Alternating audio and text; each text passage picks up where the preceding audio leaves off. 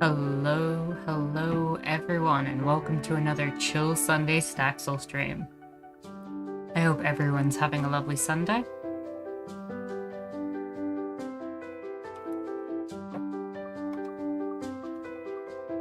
We're in it for the last Staxel stream.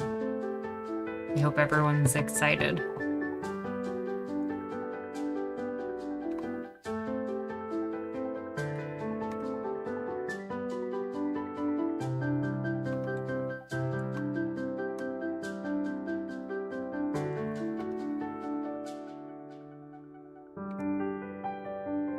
In the meantime, while everyone enters, hey Duke, welcome. Remembering and reminding people live chat, because apparently I did not see your first message, Duke.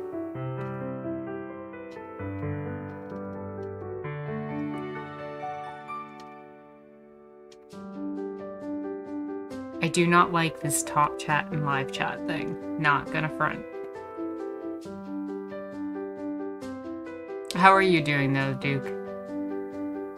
Your Sunday going well?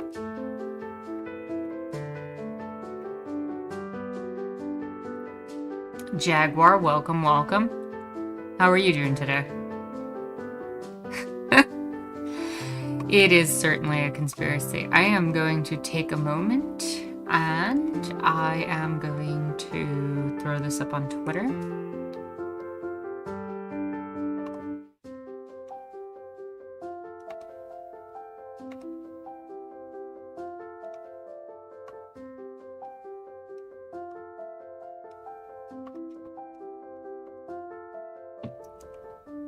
So, let's do this.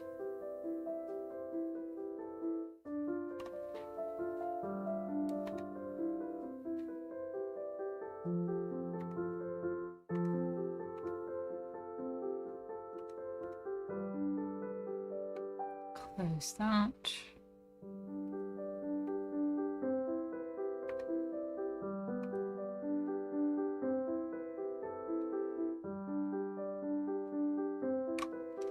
Here we go. Twitter. Jaguar says, happy solstice, even though it technically starts late at night tonight. Yeah, isn't it like really late for certain parts of the... Is that done by time zone or no? Is that determinate? Like what part of the planet you're on determine what time your solstice actually starts?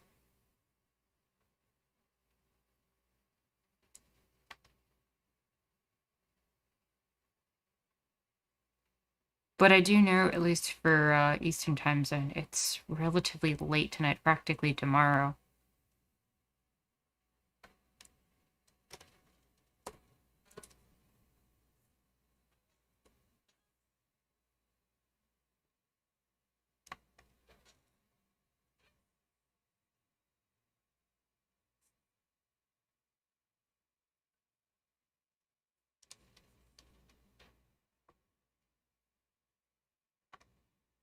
Okay, we have successfully tweeted.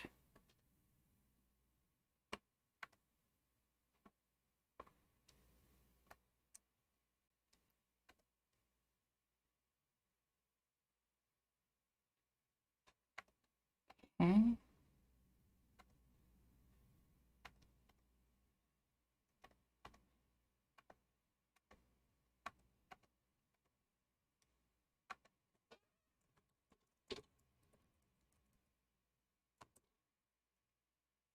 Bureaucracy and paperwork are the worst, especially when insurance is involved. What happened to make you say that, Duke?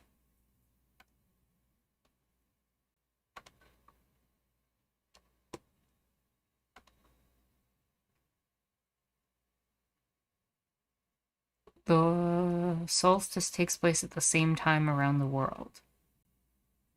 Okay. That makes sense. I just wanted to make sure, because I've never really thought about it in that regard. Having to cash out a pension from your old job, that sounds not fun, Duke. Not fun at all. going to give people another minute or two to make their way in, and then I'm going to start the game up.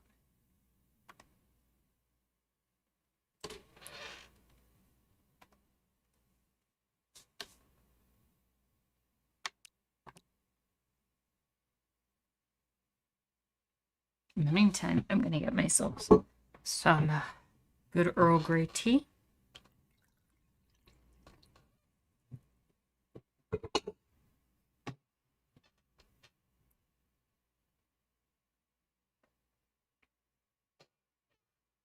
It's too small to leave there, so I have to work out the cashing out. Eek.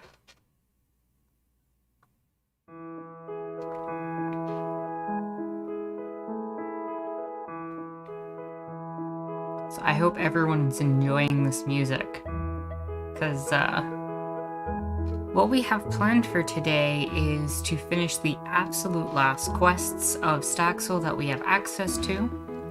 We're going to finish the Wormhole to the next game. I'd like to have a brief talk about what our next game should be. And finally, I want to talk about Biden's policy on extremism. So we'll try to cover all of that and get that done. But this very much promises to be the last Staxel stream. We will still do chill Sunday streams. It just won't be Staxel.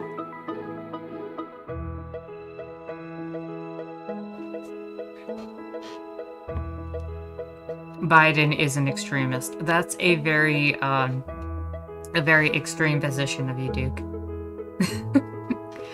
Also true.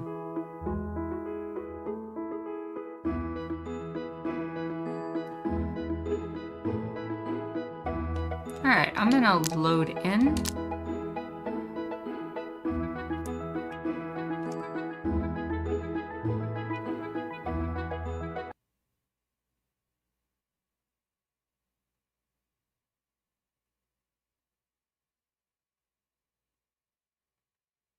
We'll be called an extremist for that.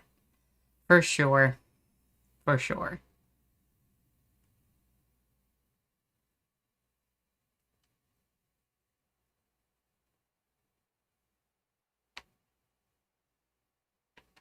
So here we are on the based ship. And here's Base Cat greeting us, allowing our reality to exist.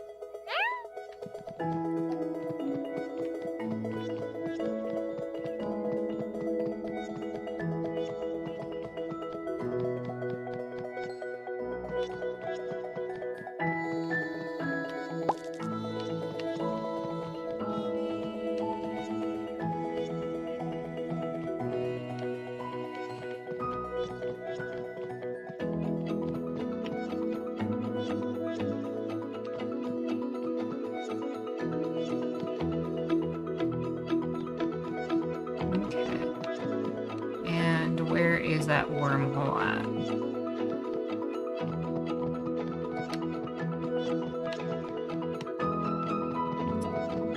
You can see it there off in the distance. But in the meantime, we have quests to finish.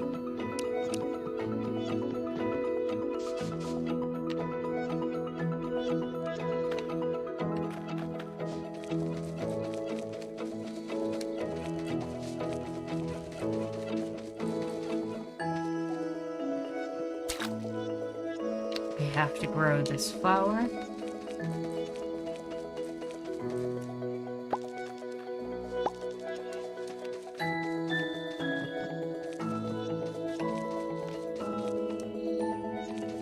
And we are growing the 2 mushrooms by moral, which should represent the 2 last quests that we have.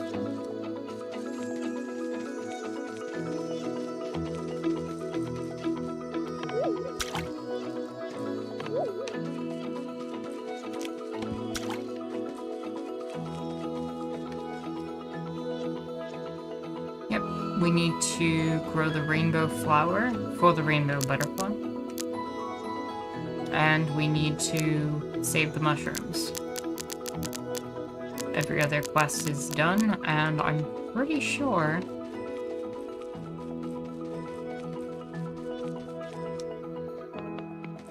that everyone is at max friendship in the village.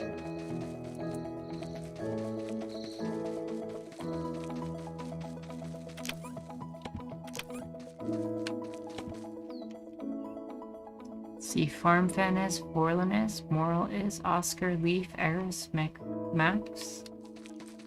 I know Rosemary is.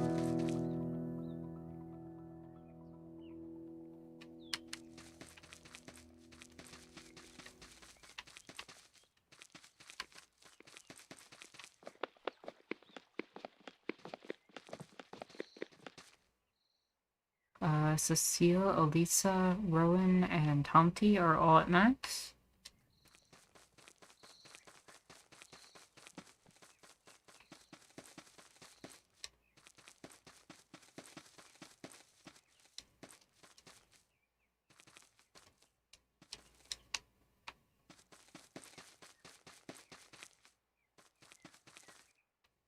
And so is Rhea. Every one of the villagers is at max.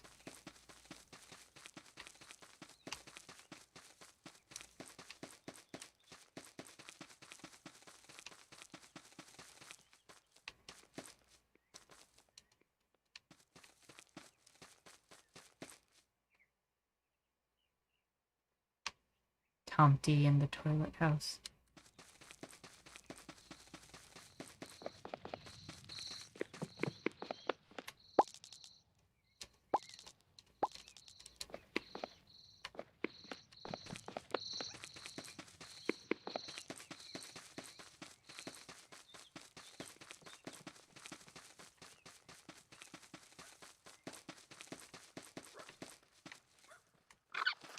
Aurora. Hey, Bo.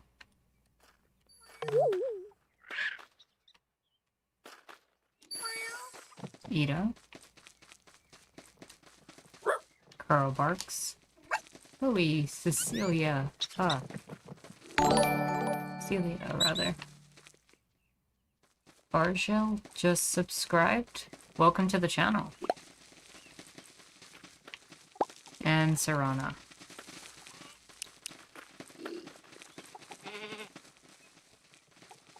Let's fly up.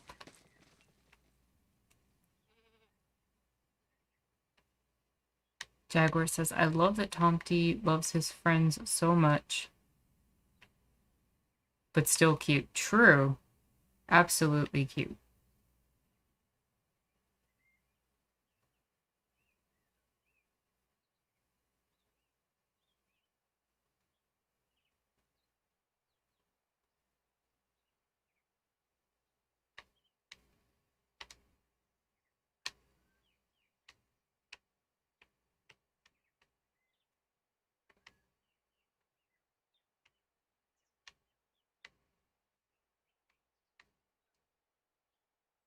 Okay, let's finish working on this a little bit.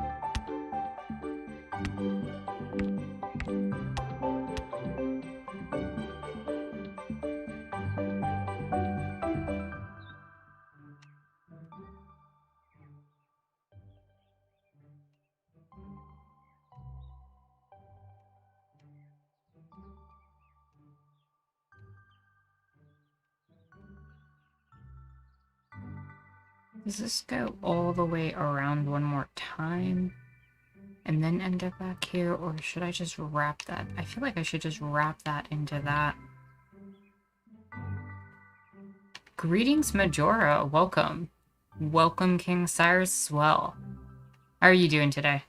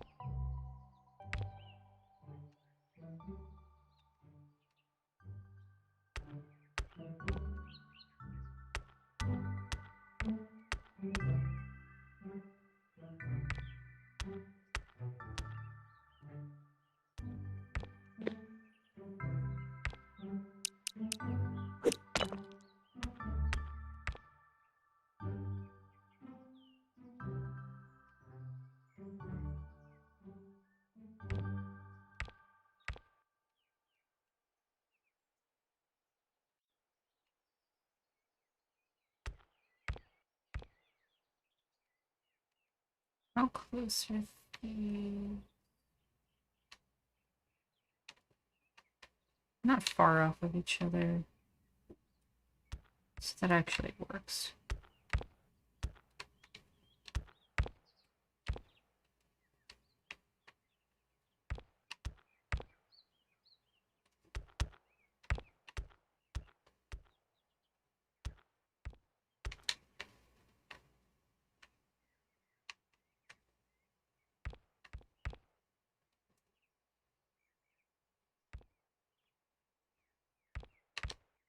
I'm doing pretty alright, Cyrus. Chill. Hopefully, finishing up Staxel today, so that's exciting. Kind of feels weird, to be honest.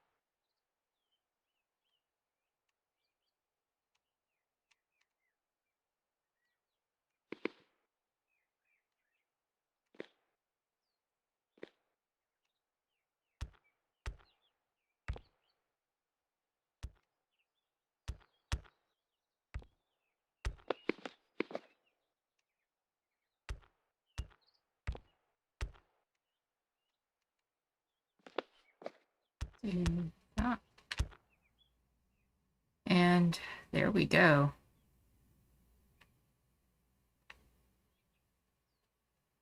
That's half of it.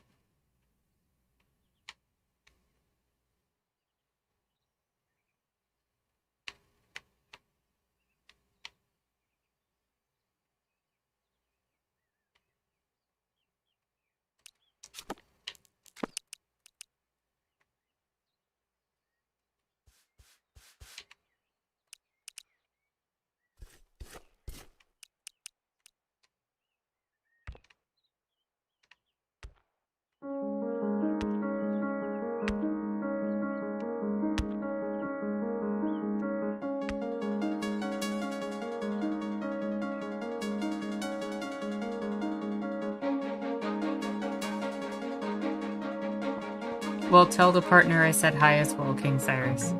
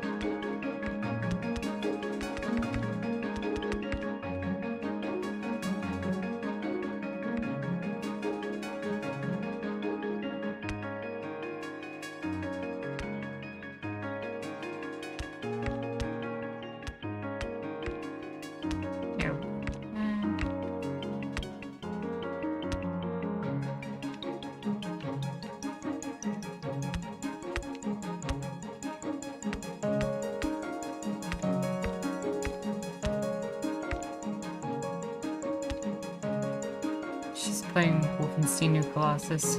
I was playing it yesterday while on Discord. How is that game? I have not kept up with the newer Wolfenstein games, or Wolfenstein.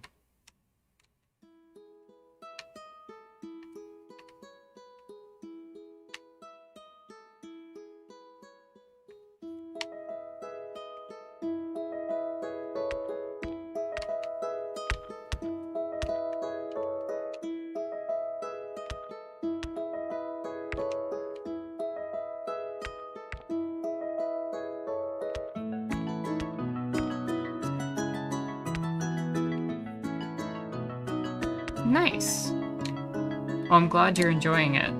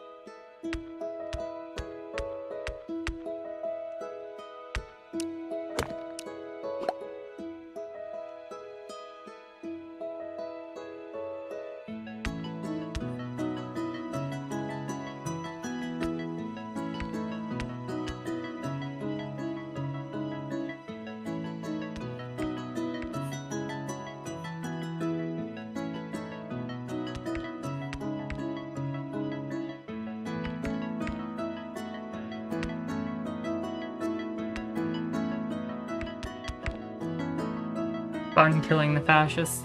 Yeah, in being able to do that in a video game, it's gotta be a little cathartic.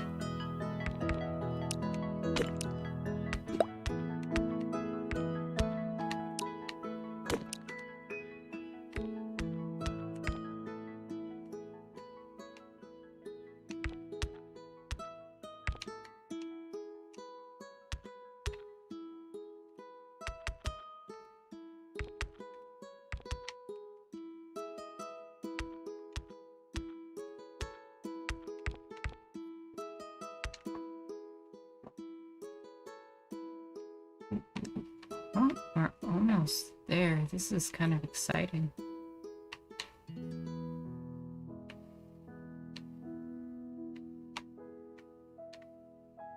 So I'm gonna try to wrap this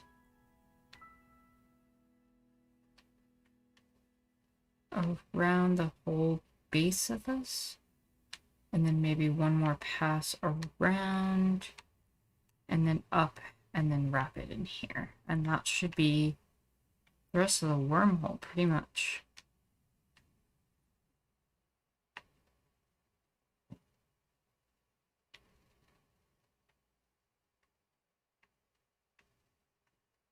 Do you kind of wish I had brought this out a little bit more?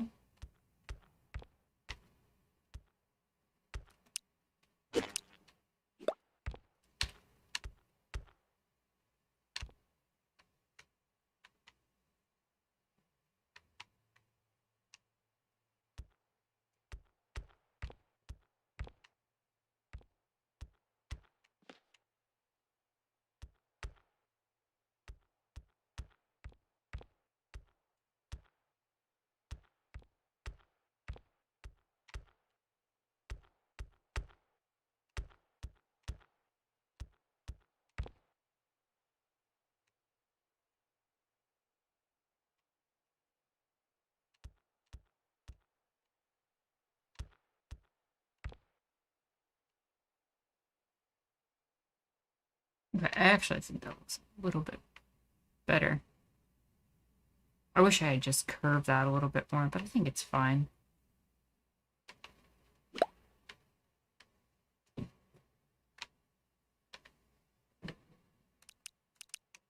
I'm gonna throw another cloud block in here so it doesn't separate out.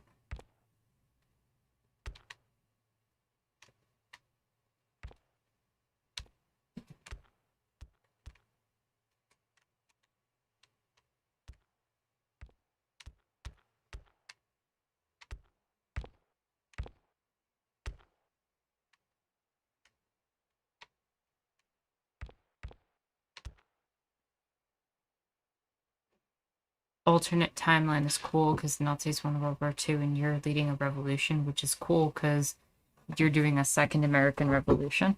Oh, that's pretty sick. How did that happen? Because I thought in the, like, original Wolfenstein games, like, that you actually ended up defeating the Nazis? Isn't that true?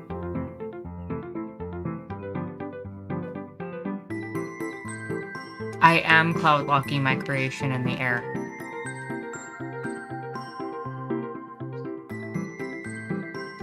The Second American Revolution, which the game does, is awesome because it includes black radicals, anarchists, socialists, disabled people who play a big role in the game. That's pretty sick.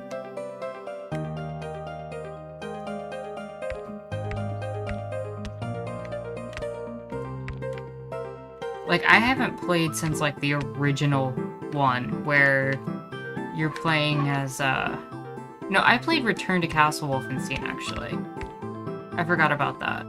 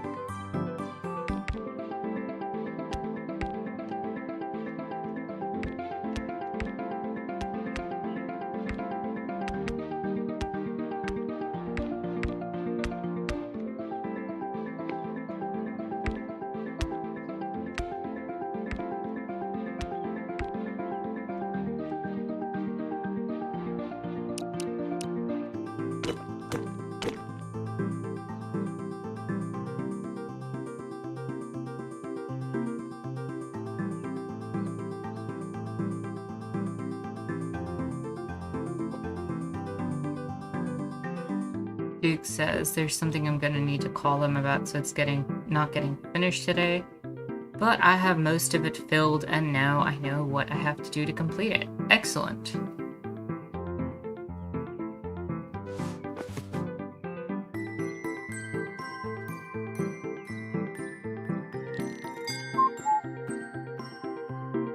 And Ash Jaguar said at least the bulk of the paperwork is done.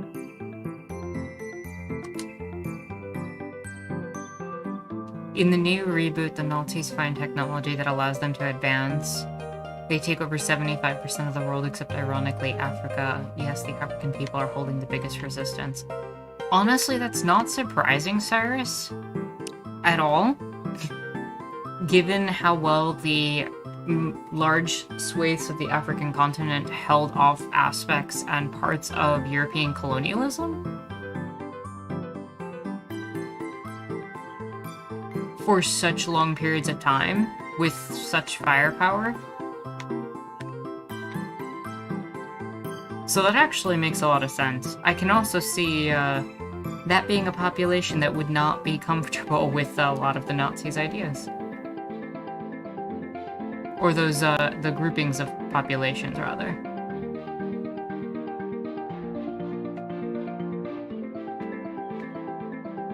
Let's go water those mushrooms and the flower, since we started a new day.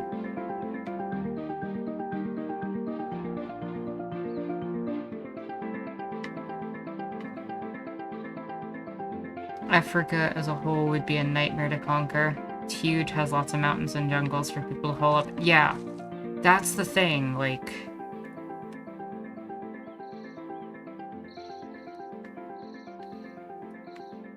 The Nazis colonized the moon, Venus, and have created death robots and technology.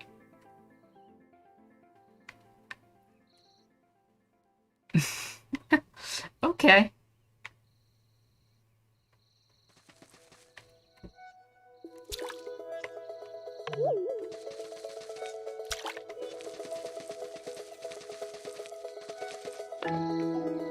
Sounds like a civilization run. True.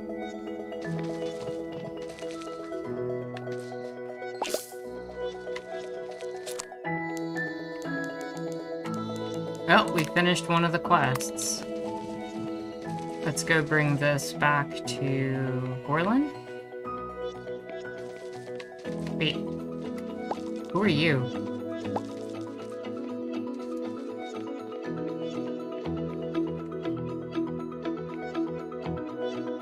Oh, do you just go visit Oscar from time to time now?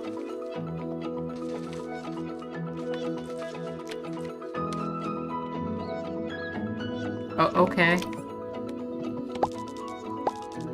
I certainly cannot tell you that we Fae value our privacy. Why do you want to be friends with Oscar, though? Whatever.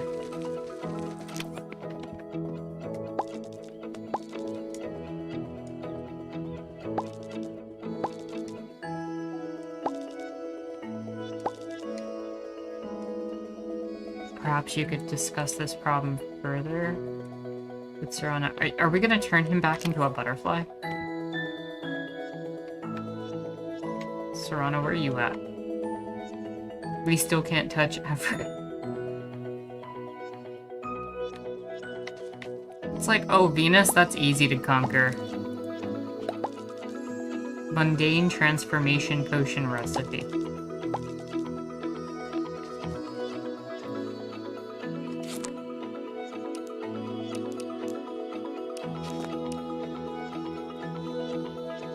Mundane. Recipe for making a mundane transformation potion.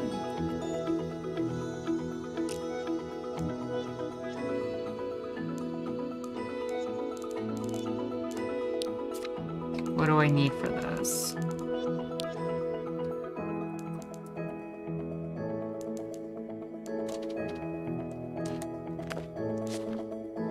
Wait, why is it not showing up?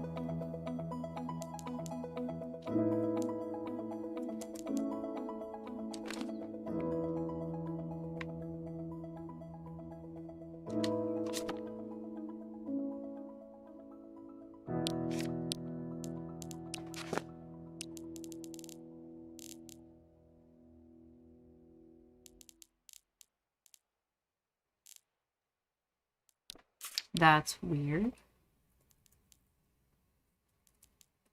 Potion?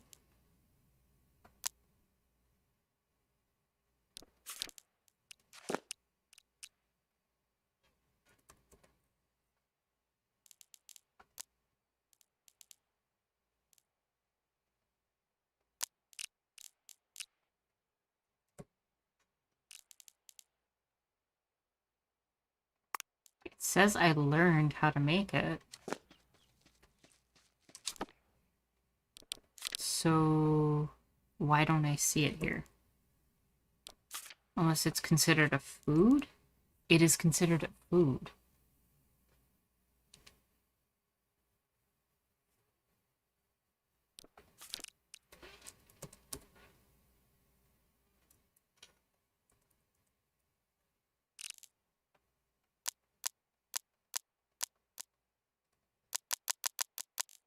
I see.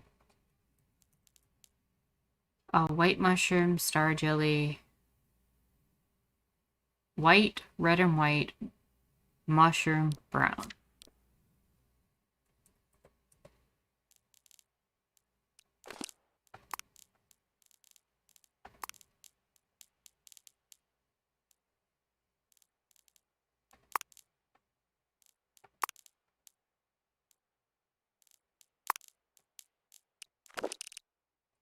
So, mushroom.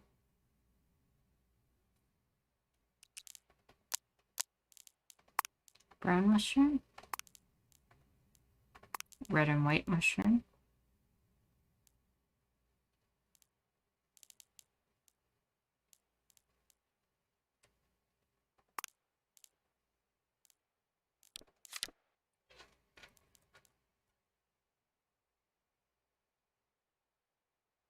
And a white mushroom.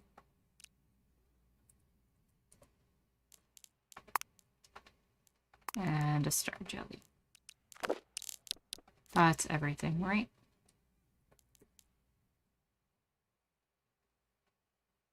And boil them.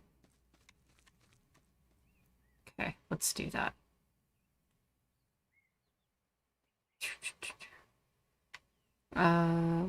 What was I up to in chat? Duke says, do not forget to like the stream, folks. Yeah, that is helpful for the algorithm that controls all of existence. Basecat would be very pleased if you would do that.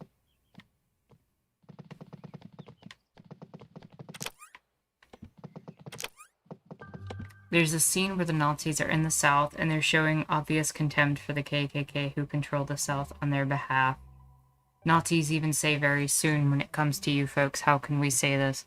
We have to call the weak out of the flock, kind of showing you fascist ideology in a nutshell. Oh yeah, the entire ideology will keep finding problems and problematic groups and peoples until they eradicate everything.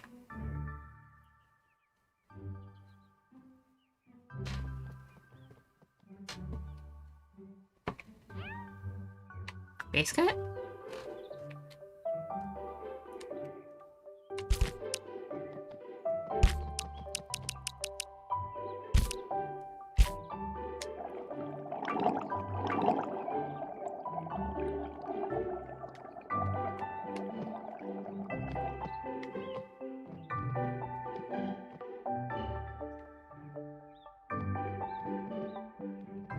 The game addresses racism and also makes the case that before the Nazis, the US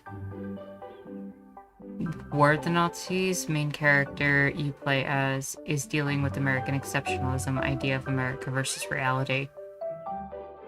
I knew an old Romanian man who actually had a story that was pretty much that. To flee newly fascist Romania, he had to pretend to be a fascist on a train full of Nazis and fascist military. He then made his way to France to join the resistance and then met the love of his life there. That's an amazing and terrifying story. Where's Serana at?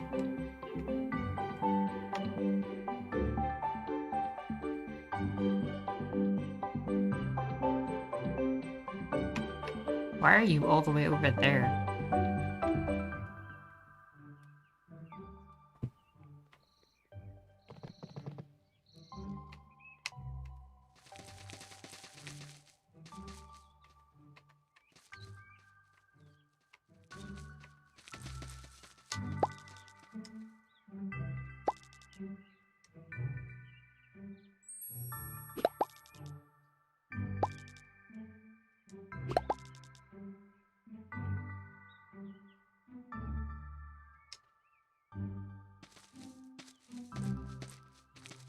Okay. Let's get this transformation potion to Borland.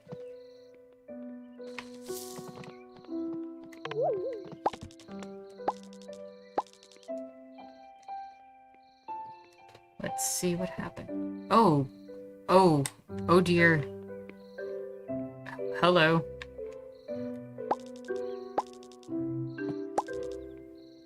What has become of me?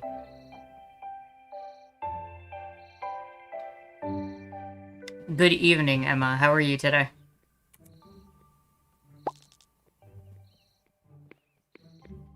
What are these awful appendages? Change me back. I demand you change me back. My beautiful form, what have you done to me?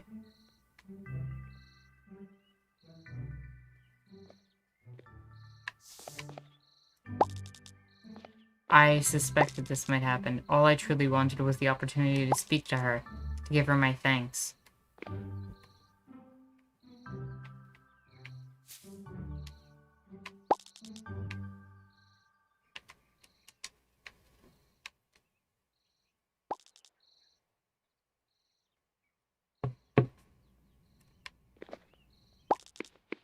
Perhaps you do not remember the days we spent fluttering about the meadows. But I do, I always will. Are you Vorlin?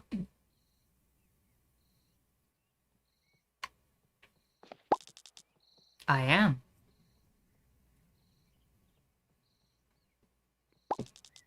The same Vorlin with whom...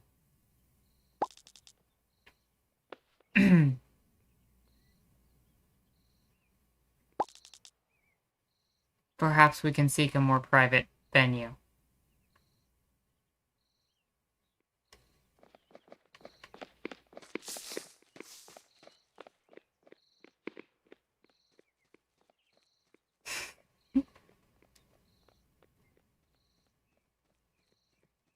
That happened. I mean, I'm the one who made all of that happen, so, you know, that's not me creeping. If they want to do that in front of me as I literally transform the butterfly, that's not really my fault. Now, if I followed them at this point, that would be kind of creepy.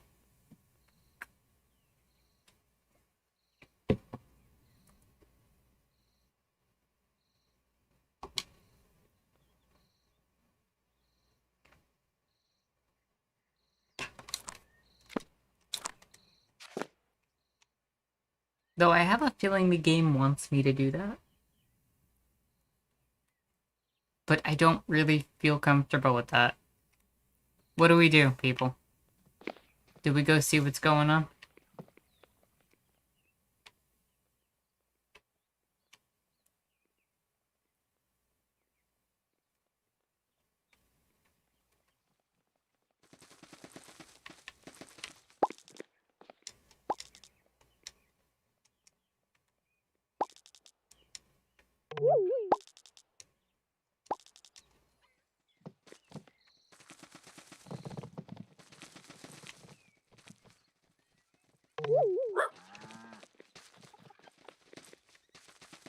In for a penny, in for a pound, says Duke.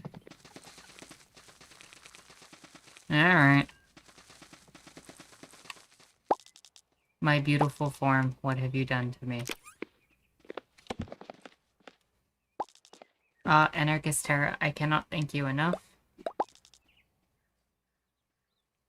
We still have more to speak about, she and I. But you need worry yourself about it no more. I will take responsibility and seek the potion to turn her back. I can only avoid Serana for so long. Do come by with any artifacts you find. I shall be waiting. Perhaps we could consider moving the museum into your home someday. That could be a new experience. Okay. That quest is done.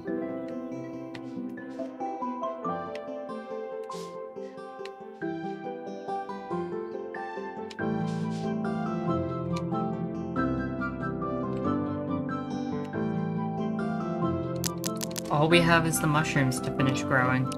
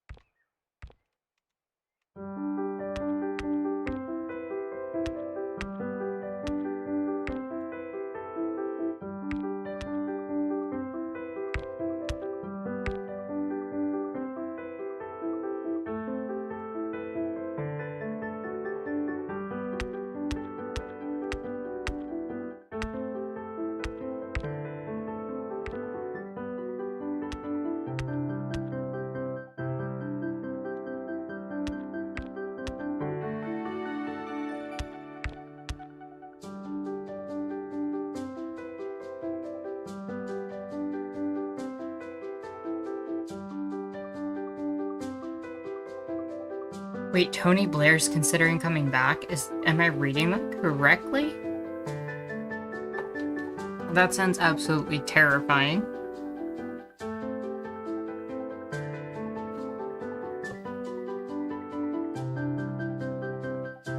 No, for real, it just feels like Duke said, like there's so many UK elections going on. What is going on there?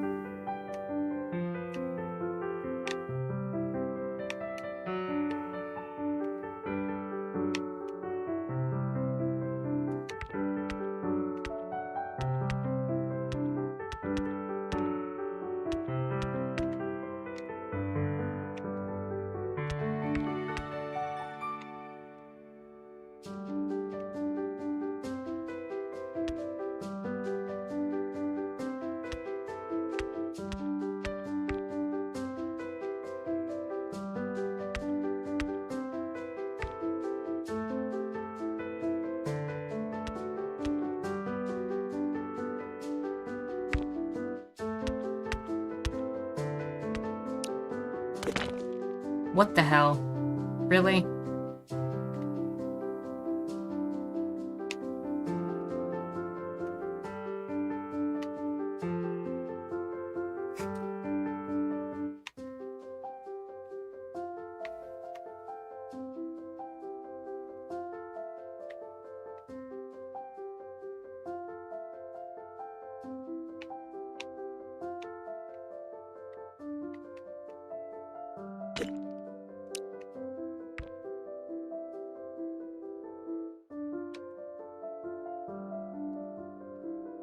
Yeah, I thought that was good enough to be like cloud backed up, as it were.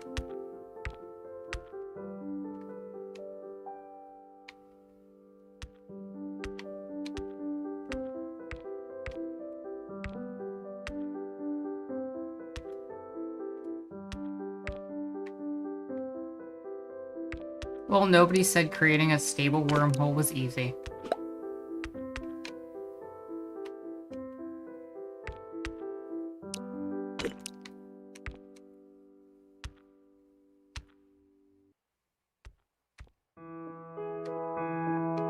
Apparently, I thought I was good.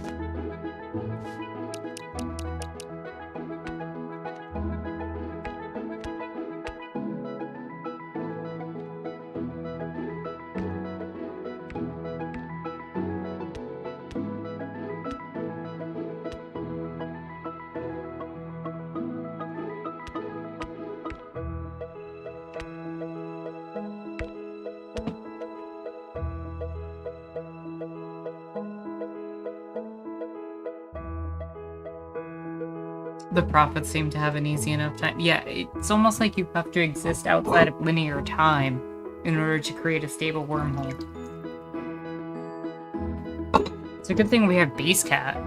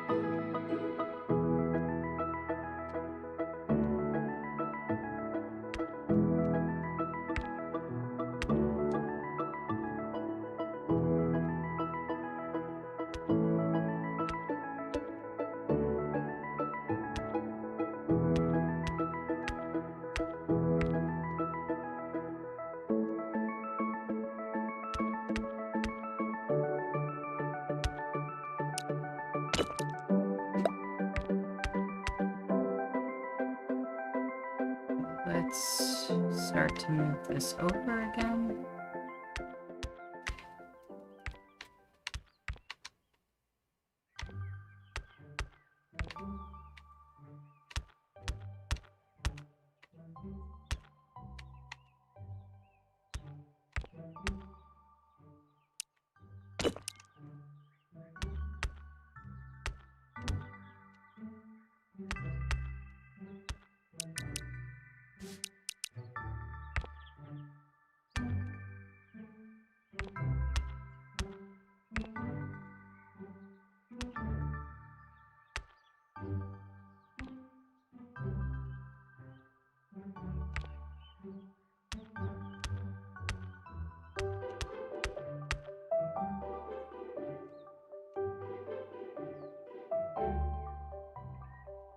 Luke says, I learned something the other day, and I'm wondering if anyone can confirm. Eugene Debs is the one who came up with the idea of the Cooperative Commonwealth.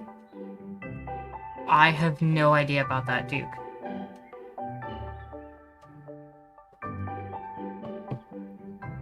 That would be a really, really good question to answer, if anybody can. Emma says, I don't even know if they'd want him back in Parliament. I think they'd prefer the younger Blairites like Jess Phillips take power.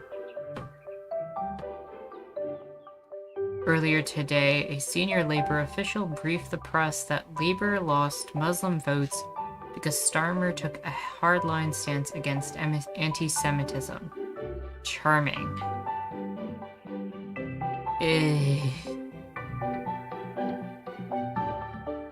Cyrus says, I remember when Sam Harris was like, Tony Blair's the greatest politic project of UK on his podcast. So, yeah.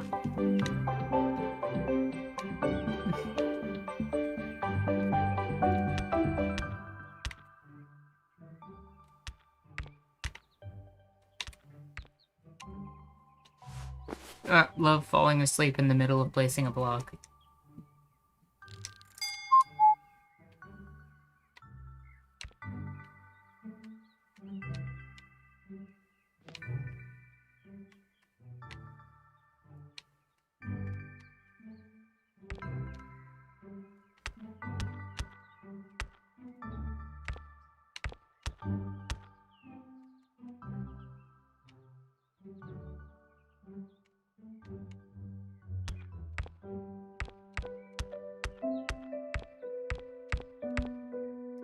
I should go check on those mushrooms though.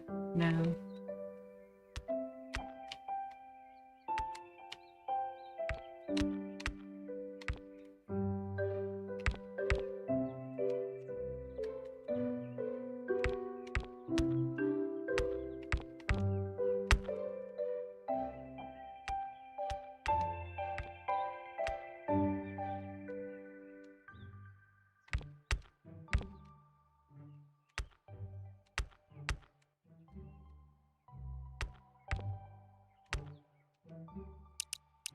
Let's cloud lock this.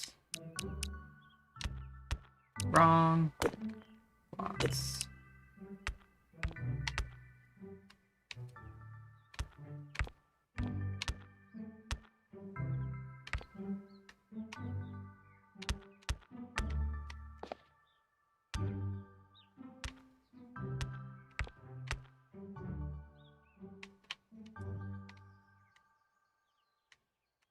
Let's go check on those mushrooms.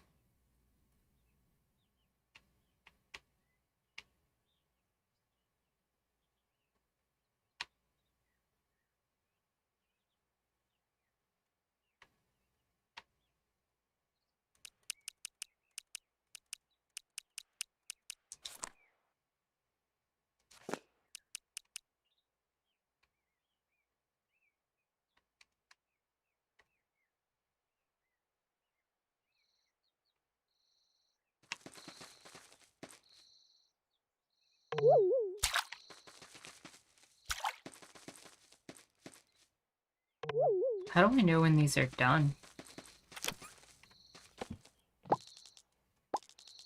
The mycelium is stabilizing again. I knew you liked mushrooms as much as I do. We did it.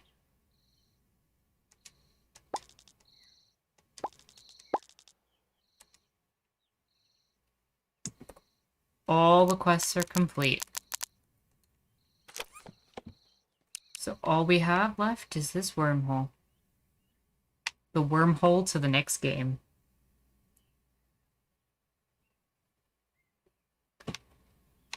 So, speaking of which, what do we want to make the next game?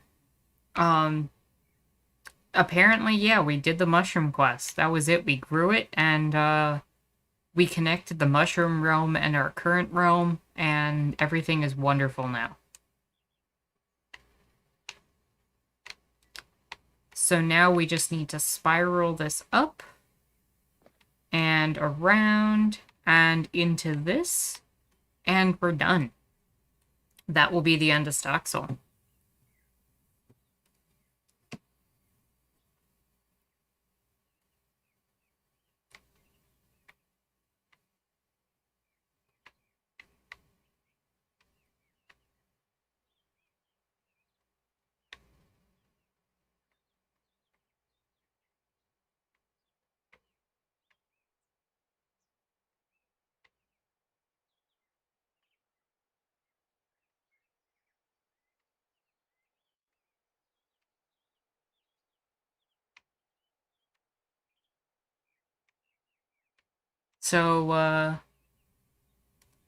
So here's what I'm thinking when it comes to the next game.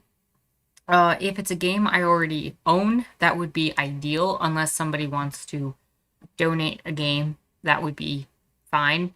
But preferably a game that I already own would probably be for the best. I do have a subscription to Humble Choice, which means I more or less have any game that's been in Humble Choice in the past year, and that would be great.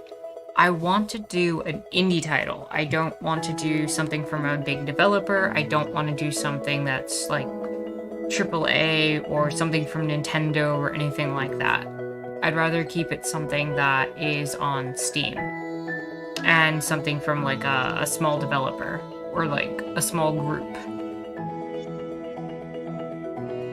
Preferably something that is...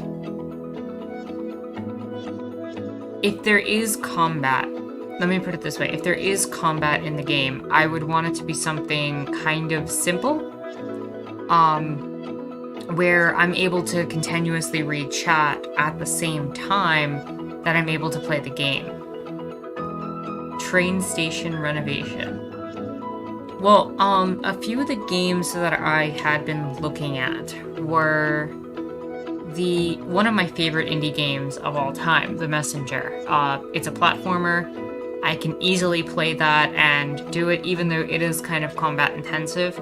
I can play that and I can still read chat between levels or between sections, and that would be fine. And it has a really good story and a really good concept to it, and that'd be something kind of chill and in a different genre to kind of switch things up if we went that route. There's also My Time at, I think it's called Portia, which is another game that is kind of in the similar style to Staxel. There is a list, Emma. It was posted on the Discord yesterday in general.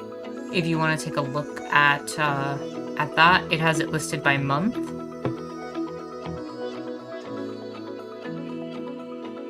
And I think I might just do a general post to YouTube to gauge people's responses and see what people say in the comments.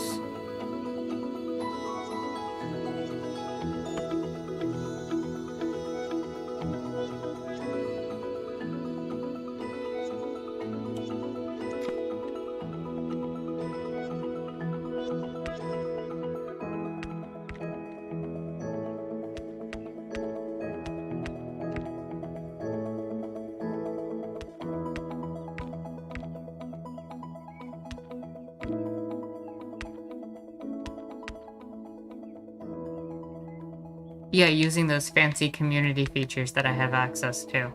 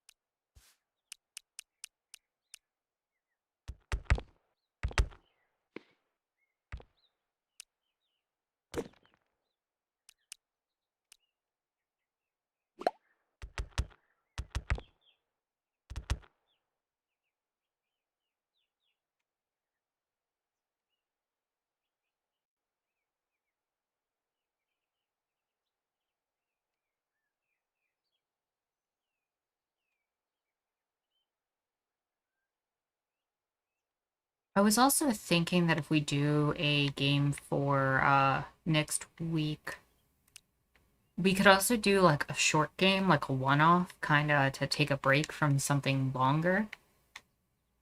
Like there's a lot of options we could go with, and I know with being on the Discord we can have those conversations during the course of the week. I'm just curious where people's heads are at with all of this and what people might want.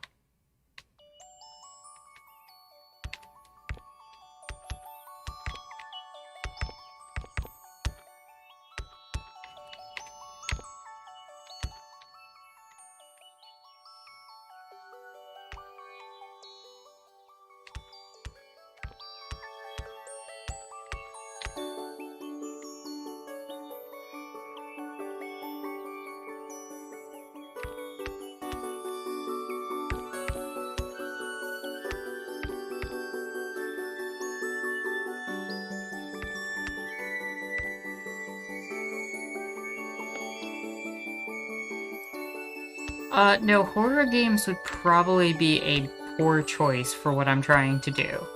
I want to keep it on the chill side and make it accessible to a lot of people. Something that doesn't make me rage quit, yeah. Like, I don't want it to be, like, ridiculously hard, where I have to keep my full attention and focus on it.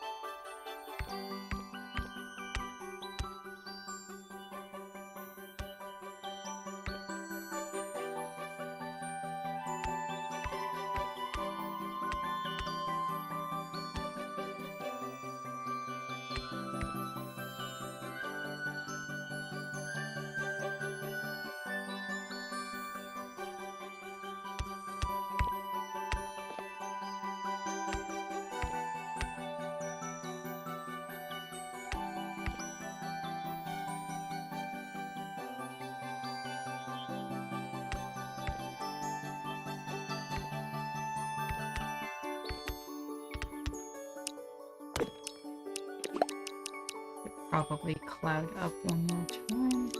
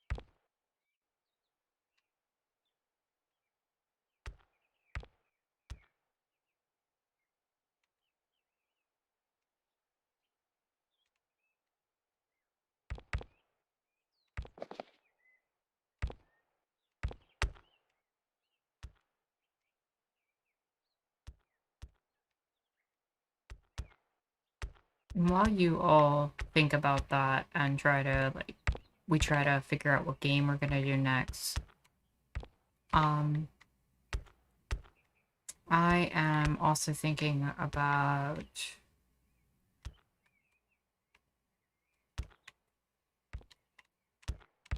this conversation about extremism and Biden's policies. And I think what I might do is run to the bathroom super quick, and we can start having that conversation if y'all want to.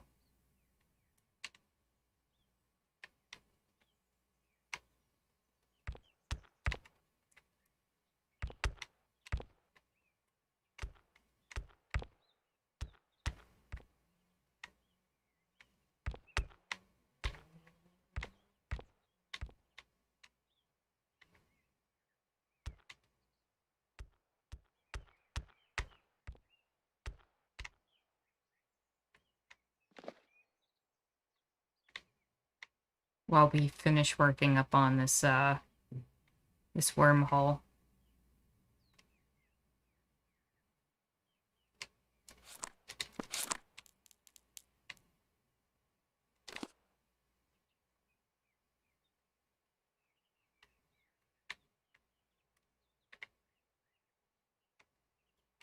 So I will actually be right back, and then we can continue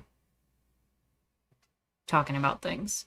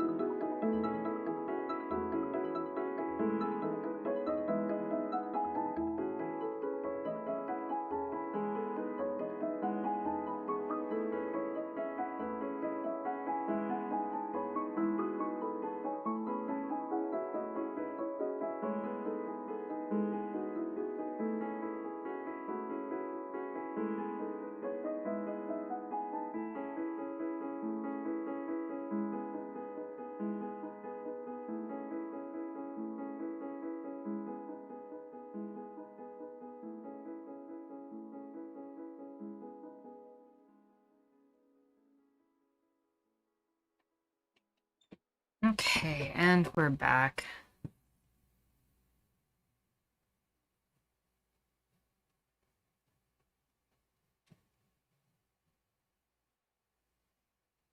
So, what did I miss? What did I miss? I think Bo with the Fifth Column just put out a video where he claims it's nothing to worry about if the subject is domestic violent extremist thing. Well, that was part of it, right? Like, I have definitely looked at previous analyses of what has gone into being a quote-unquote violent extremist. And in a lot of it, it really didn't change much in this document. But I think there's a shift where it's coming into more focus. And I'd be curious as to why Bo does not think it's a big deal. But generally speaking, it doesn't seem very different from the status quo as how it's been for a while. That said, anytime anarchists or anytime you put out anything involving people trying to negotiate or change society, what's considered violent gets very much exaggerated. And so I kind of wanted to gauge where you all saw that. You know, a lot of the programs that have been out there to target quote unquote violence over the years have been things like COINTELPRO, right? And that was targeting people feeding people. That was targeting the Black Panthers when they would feed kids. So at the end of the day, what is violent already exists on paper. So my question becomes, does this really change anything? Does this add or subtract from anything?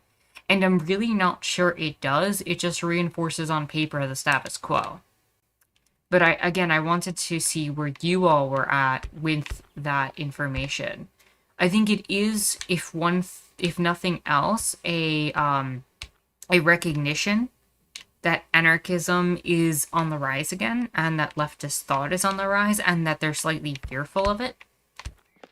That they're feeling inclined to mention it in such a broad directive. But yeah, what do you all think?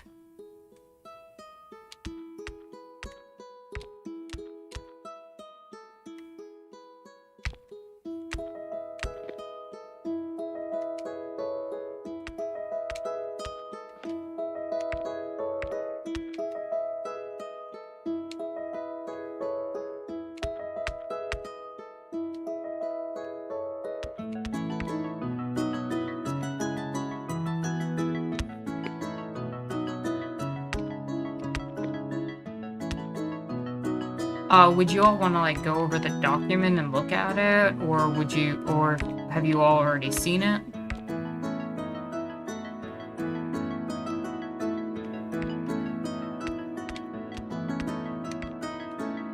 I wonder if this shift is related to them taking into account that one intelligence paper that Bo had referred to a while back. Fun fact, I actually have that paper. And I've actually been planning on reading it. Right here.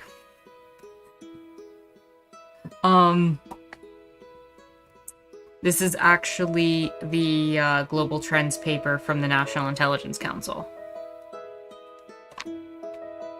It is very free and very accessible online.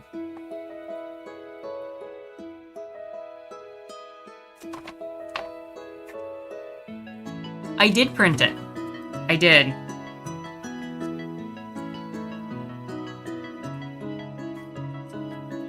It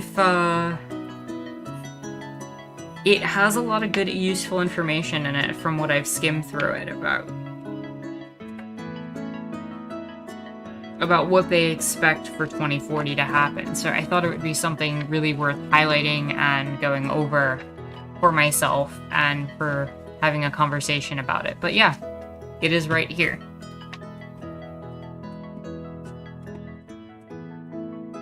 It is not bound in any way, shape, or form yet, but it is, in fact, in a folder right behind me.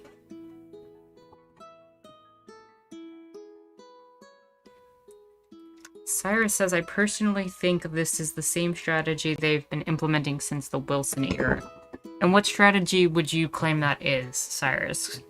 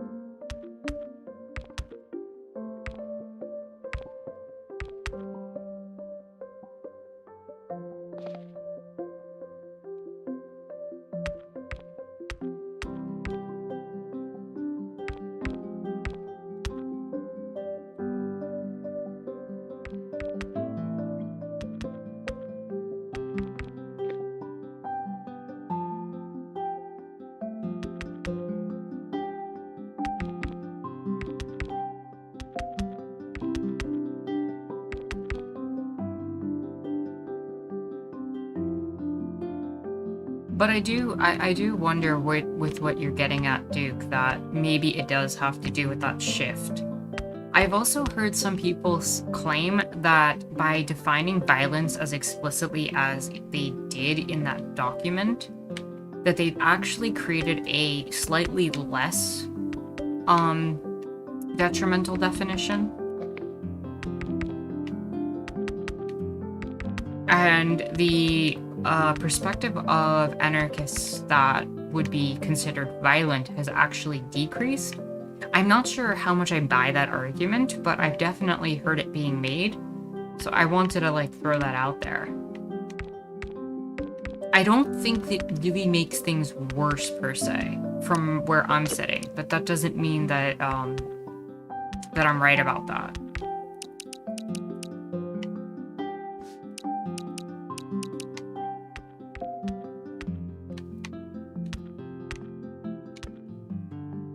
Wilson doctrine in a way in which you would use police to break up protesters and imprison people. Yeah, that makes a lot of sense. Mifune, welcome. No worries. I'm glad you were able to make it. We were just having a conversation about Biden's new policy on extremism and whether or not it really makes that much of a difference. We finished up a bunch of the quests. We're actually done with quests at the moment. And we're just finishing up the wormhole to create the portal to the next game.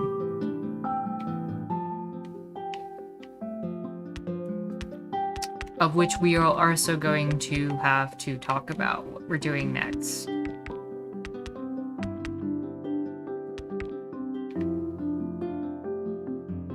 Do they want to be seen as taking action against Antifa without saying they're opposed to anti-fascism? So, the thing is the Trump administration had put out a lot of stuff about Antifa specifically, but Biden seems to be hesitant to address Antifa directly. And I'm wondering what the purpose of it is. Honestly, it seems like it's just generally an anti-violence stance as opposed to anything else. Which honestly is not very different from what I would have expected.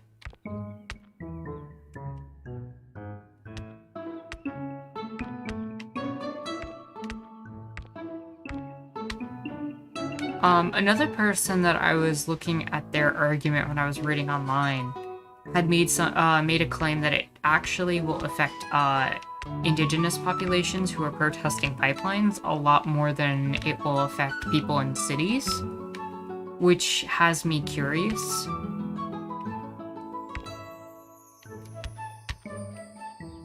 As to what exactly they're trying to accomplish.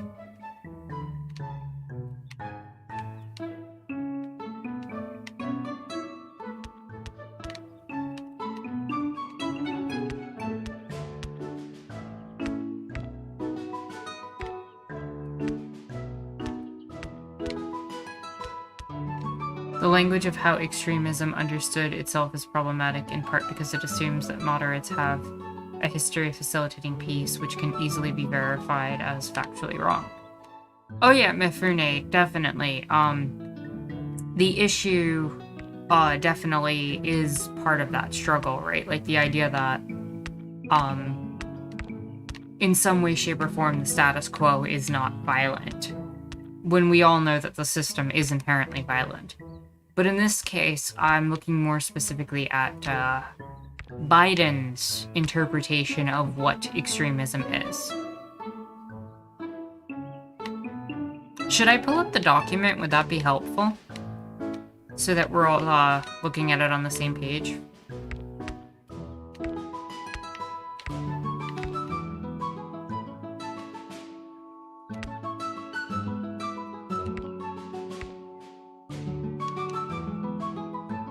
Or do you all think that would be a little bit exhaustive?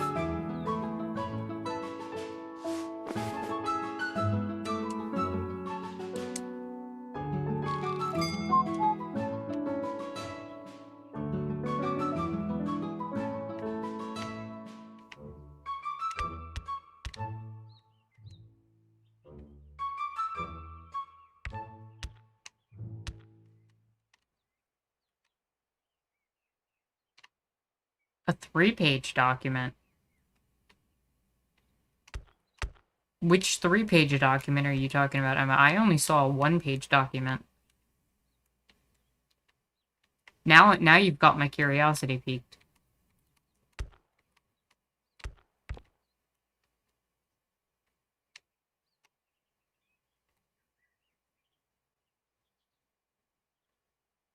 My main question comes about with how much of this is a departure from past policy. Well, here's what I will say.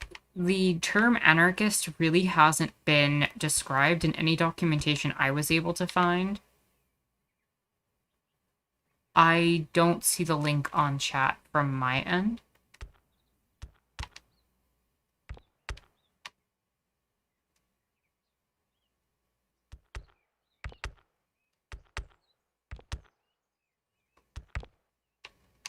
I believe that is the document we are talking about, Mifune.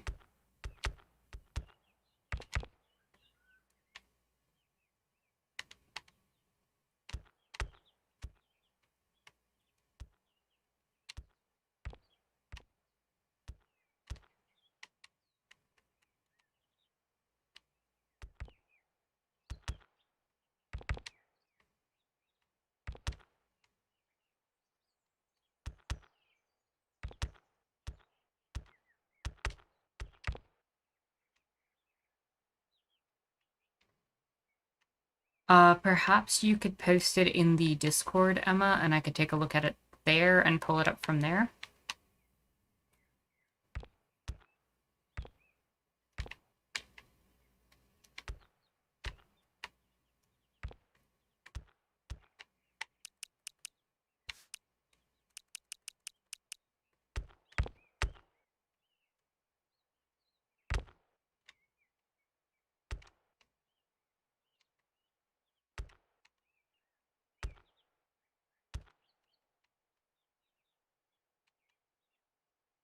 It speaks of capitalism as if it's not the most violent economic system on the planet already. Oh yeah, for sure. The things that I've seen are quite like that. I will pull that up then, Emma. Thank you for posting it. Let me just finish angling this section.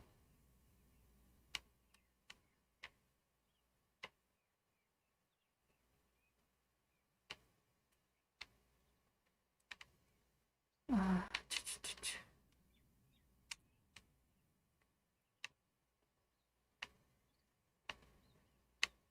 think what I want to basically do is loop it up and kind of just wrap it into there. We're almost done. Gangle, welcome, welcome. Hope you're having a lovely Sunday. Oh yeah, honestly, Mofune, a lot of this is probably going to be wrapped up early-ish today.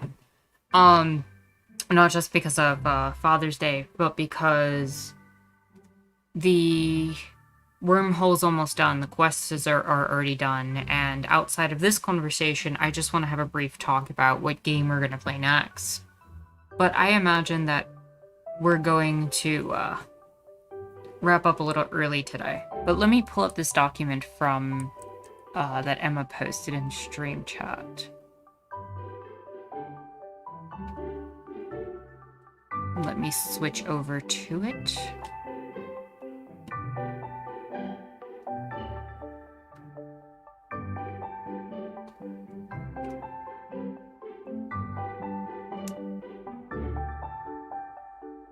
Okay, I've only seen really the last page of this document. Circling around. But let's take a look at it. I'll download it.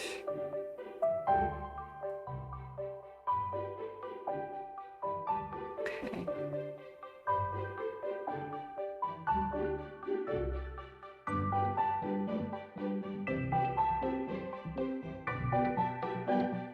Load it up in Adobe Acrobat. And swap to... We really do need a Black Book of Capitalism. I think we're good to show this. Yeah. Cool. So here we are. Domestic violent extremism poses heightened threat in 2021. The IC assesses that domestic violence extremists, DVEs, who are motivated by a range of ideologies and galvanized by recent political and societal events in the United States, pose an elevated threat to the homeland in 2021. Jay, welcome. Enduring DVE motivations pertaining to biases against minority populations and perceived government overreach will almost certainly continue to drive DVE radicalization and mobilization to violence.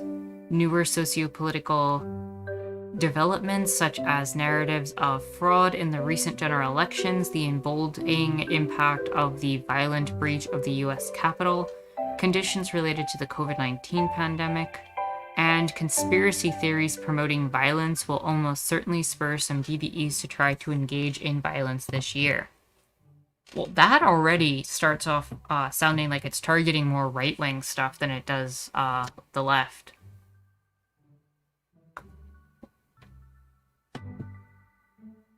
That's funny, Jay. You just finished Bo's video on this. I haven't seen Bo's video. I'm probably going to watch it after stream.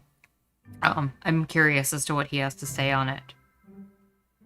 The IC accesses that lone offenders or small cells of DVEs adhering to a diverse set of violent extremist ideologies are more likely to carry out violent attacks in the homeland than organizations that allegedly advocate a DVE ideology. DVE attackers often radicalize independently by consuming violent extremist material online and mobilize without direction from a violent extremist organization, making detection and disruption difficult. Okay. The IC assesses that racially or ethnically motivated violent extremists, RMVEs, and militia violent extremist, MVEs, present the most lethal DVE threats, with RMVEs most likely to conduct mass casualty attacks against civilians and MVEs targeting law enforcement and government personnel and facilities. Mifune, if I was gonna do it for video, I probably wouldn't cover it on stream, to be honest. But I definitely appreciate the idea. The IC assesses the US RMVEs who promote the superiority of the white race are the DVE actors with the most persistent and concerning transnational connections, because individuals with similar ideological beliefs exist outside of the United States, and these RMVEs frequently communicate with and seek to influence each other.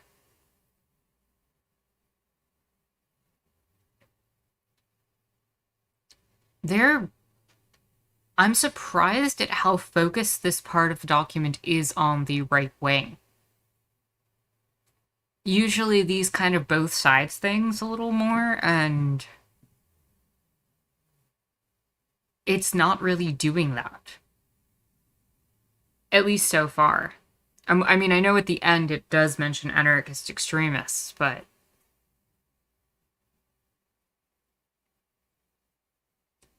the IC assesses that DVEs exploit a variety of popular social media platforms, smaller websites with targeted audiences, and encrypted chat applications to recruit new adherents, plan and rally support for in-person actions, and disseminate materials that contribute to radicalization and mobilization to violence. That's when we start getting into where it could potentially hit the left. Popular social media platforms and like decentralized internet stuff. It is probably trying to make up for all they've ignored, the right. The problem really is, though, that the right is infiltrated into their organizations. They are pretending in this document like members of the police forces, the members of the FBI, are not in some way in favor of white supremacy. That's something that we can't really ignore. And that's why it was avoided and ignored in the first place. It seems to me like it was written with the storming of the Capitol in mind. Yeah, for sure. And it's a really good rhetoric and plan of action, right, to target right-wing groups in theory. But how will it mobilize in reality is something that I really don't know how it's going to happen. The IC assesses the several factors could increase the likelihood of lethality of DVE attacks in 2021 and beyond, including escalating support from persons in the United States or abroad, growing perceptions of government overreach related to legal and policy changes and disruptions, and high-profile attacks spurring on attacks and innovations in targeting and attack tactics. DVE lone offenders will continue to pose significant detection and disruption challenges because of their capacity for independent radicalization to violence, ability to mobilize discreetly, and access to firearms. No, Duke, I didn't mean to imply that the FBI planned the... Wait, the FBI planned the 6... Was that a joke, or... Where were you getting at with that, Duke?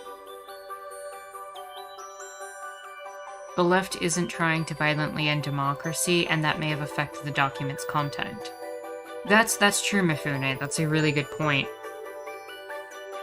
Scope note. As part of the Office of the Director of National Intelligence, ODNI, mission to lead and support intelligence community integration and deliver insights, the ODNI has leveraged IC components to provide a comprehensive intelligence assessments on domestic violent extremists. The assessment was prepared under the auspices of DNI, in consultation with the Attorney General, blah blah blah.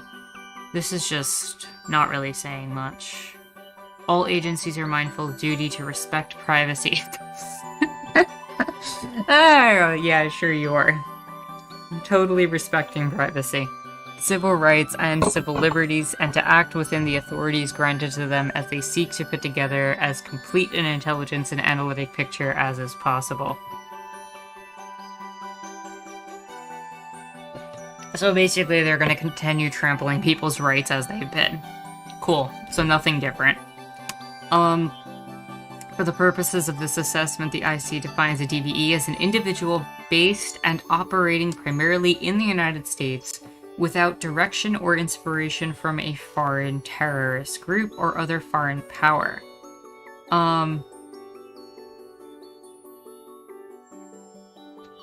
And who seeks to further political or social goals wholly or in part through unlawful acts of force or violence.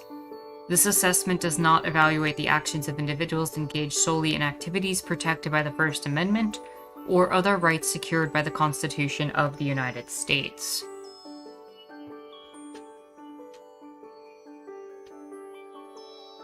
They said it here so they can ignore the rest of time, because they made their token gesture. Oh yeah, for sure. But this definition actually does define a little bit more of what a DVE is in a way that I have not really seen it defined in the past. Typically, it's generally this vague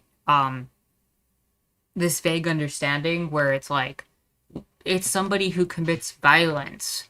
But the fact that they're actually saying this does not mean people who are engaging in the First Amendment or other rights secured by the Constitution, like protest, is kind of a shift. But then again, are we talking about violence as in the conception of force against people, or are we including property in that as well? Because that's not being defined. And also, you know, there's nothing stopping them from saying, oh, well, they were just being violent. And when we, you know, how many times do we see protests? And it's like the protesters are being completely nonviolent. The cops rile the protest up. And then at the end of it, the protesters, the ones being shown on the news as being violent extremists. This really doesn't change anything. It's just them covering themselves, honestly. And I'm not buying it until I see action that supports it. It really sounds like a cover your ass in the court sentence. It really does.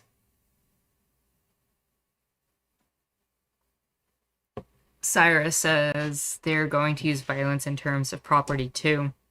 And in many ways, it's ridiculous. Yeah.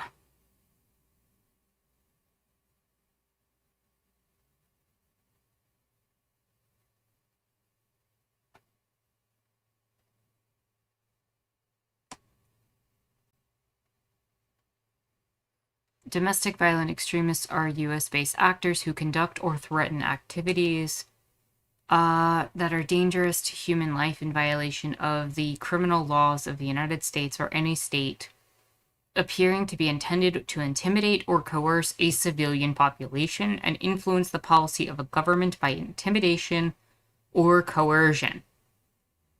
Coercion opens them up to a lot of power right there, but they've always had that. Or affect the conduct of a government by mass destruction, assassination, or kidnapping, as per the definition of domestic terrorism. And given that they're using the word terrorism, it means they can get away with whatever they want, because terrorism means whatever the heck they want it to mean. Mere advocacy of political or social positions, political activism, use of strong rhetoric, or generalized philosophic embrace of violent tactics may not constitute violent extremism, and may be constitutionally protected.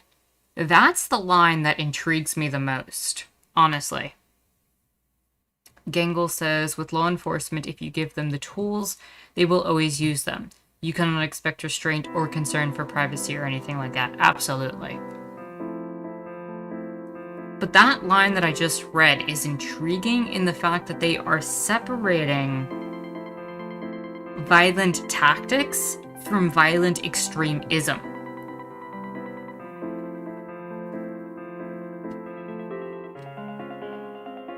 No, I know it says Mayduke, but that's a shift. That is a shift in acknowledgement that I'm not sure what that means. And it seems like it's one of those things that depending on the administration, depending on when they feel like it, they can just throw whatever they want out there. But I've never seen that separation from violent tactics and violent extremism before. That's new. They're trying to play a different game here, and I don't know what the new game is, really. And that's troublesome.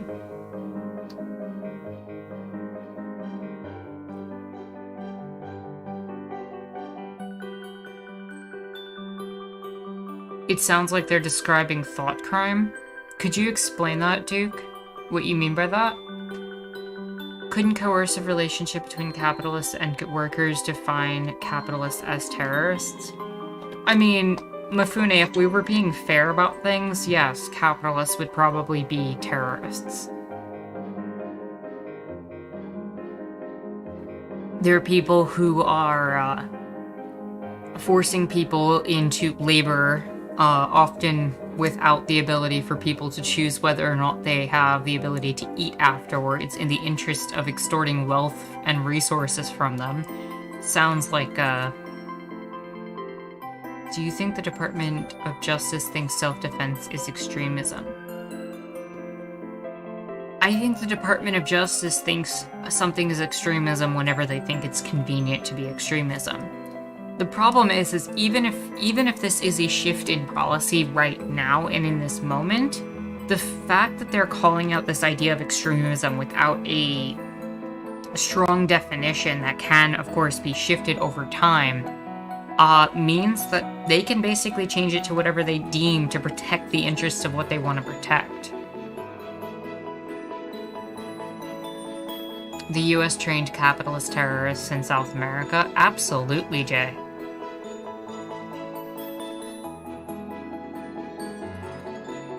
While the majority of DVEs fall into one threat category, some draw upon or are inspired by ideological themes found in other threat categories.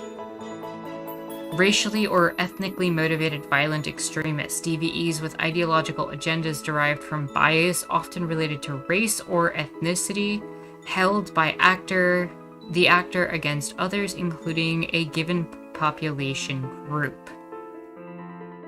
So, I mean, that one seems pretty on the nose.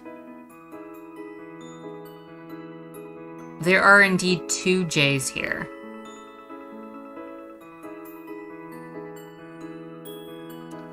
I'm not sure how often they use the term may versus is in those contexts, though. The sentence to me seems like the opposite of what you're describing, though. Yeah, that's why I was asking for Duke to clarify.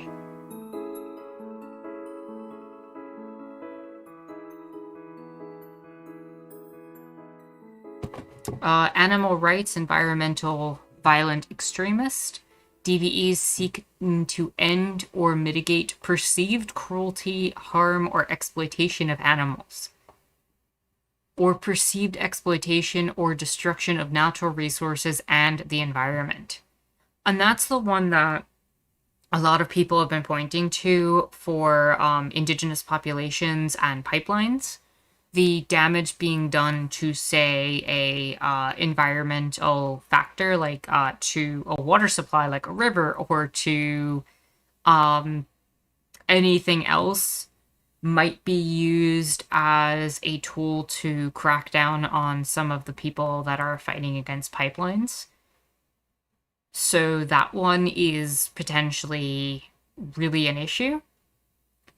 I'm also genuinely frustrated with the both sidesing of this abortion-related violent extremist one. DVEs with ideological agendas in support of pro-life or pro-choice beliefs. I can't think of the last time I saw somebody who was in favor of abortion go and commit a violent extremist action. Most of the time, it's those who want to actually attack and destroy abortion clinics that are the ones that do that. Okay, Jay is saying the exact same thing as, when was the last time pro-choice person bombed an anti-abortion church? Yeah, for real.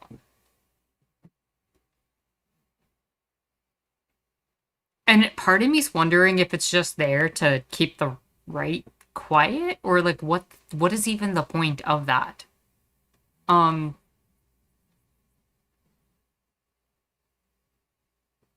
like the both siding on that issue seems really bizarre to me.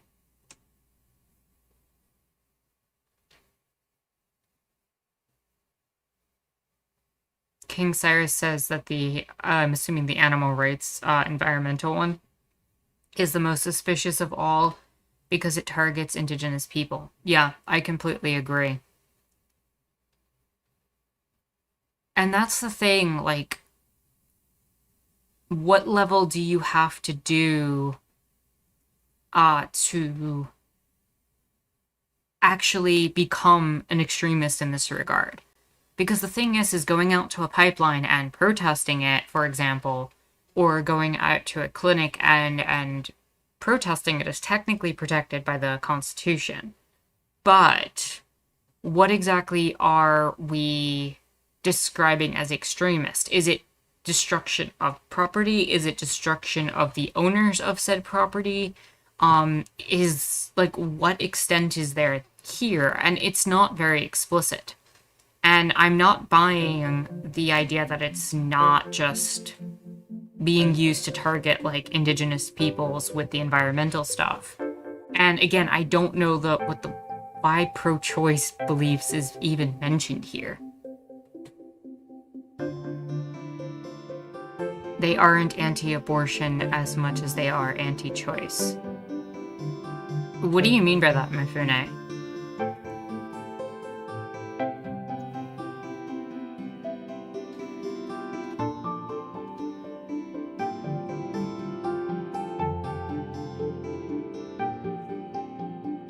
That's the thing, Jay. I actually did a video on this recently where I talked about, I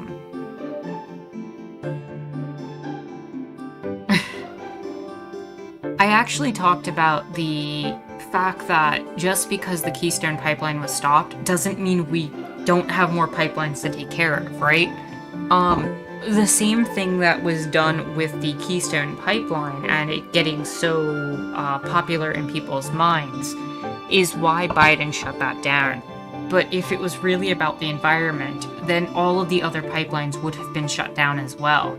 And the fact that we keep having to fight each pipeline individually means that there's kind of a mentality where he just threw that one out, knowing exactly what would happen.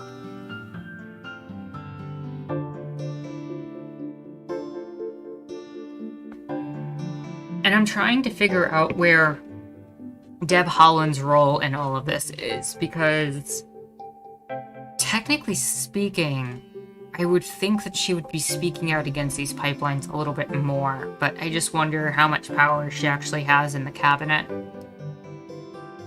I don't know if I'm coming across defensive of the government, but I'm just cautious about raising the alarm about something that seems so fairly inconsequential in the end, says Emma. It's wonderful, though, pissed Alberta off so much. True. I'm not seeing anything here so far that really is that much worse than what we've experienced. Again, the environmental rights one bothers me. And I am very curious what you again meant, Mifune, about the anti-abortion versus anti-choice thing. For the right, the abortion issue is just a vector of religious conformity through then it is good faith concern about the sanctity of life.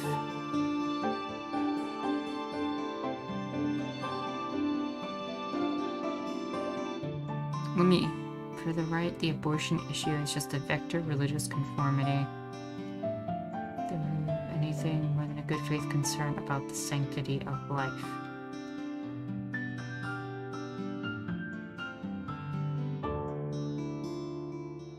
I think I see what you're getting at. It's more about controlling women more than anything else.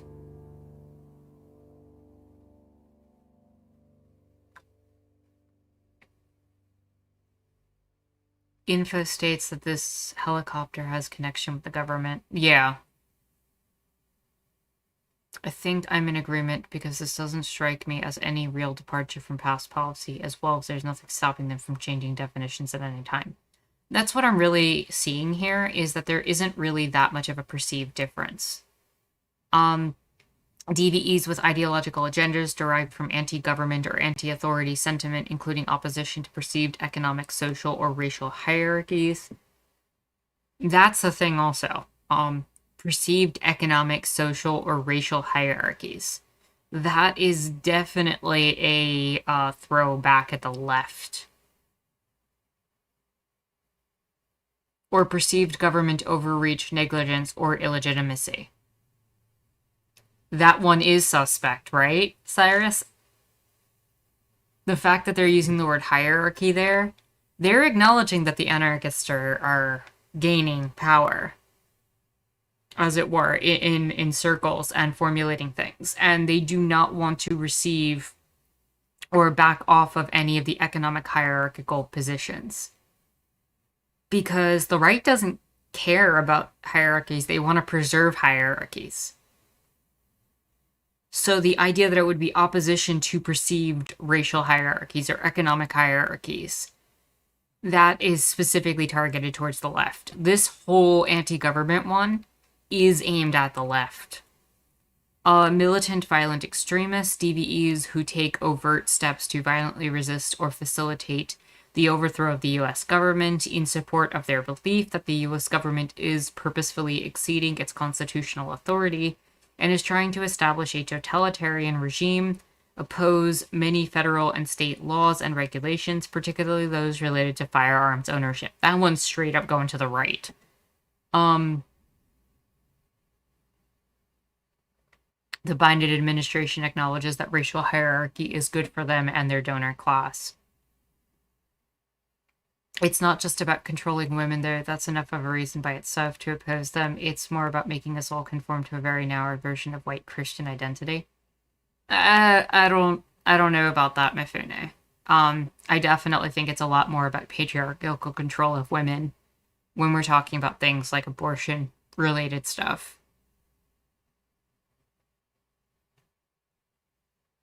There's other aspects where they want to control the narrative to a very specific viewpoint of a social order that benefits them. But I'm not entirely convinced that the abortion thing by itself is that. There's definitely some anti-anarchist stuff, but also this section is like describing potential motivations. While online, some people are saying they're like defining anarchism as DVE. No, I don't think they're defining anarchism as DVE. They do have a section for anarchist violent extremists. DVEs who oppose all forms of capitalism, corporate globalization, and governing institutions which are perceived as harmful to society. Sovereign citizen violent extremist DVEs who believe they are immune from government authority and laws. There's definitely some anti-leftist stuff within those. I'm tired of the theatrics about Biden and Democrats being abortion-loving leftists or communists or something. I would rather someone who supports the theatrics. Remember how much people opposed NAFTA, for sure. And the last section of this is all other domestic terrorism threats. The thing that bothers me the most about this is the way this document is casually throwing the term domestic terrorism around bothers me. Because there is no historic definition of domestic terrorism. And most of the things that we have seen that would be defined as terrorism on the domestic front has been usually white nationalists doing that. And so it just seems very odd to me that domestic terrorism is being now mixed in this conversation with everything else. I don't know. Something about that really bothers me. DVEs with ideological agendas that are not otherwise defined under one of the other domestic terrorism threat categories, including a combination of personal grievances and beliefs with potential biases related to religion, gender, or sexual orientation.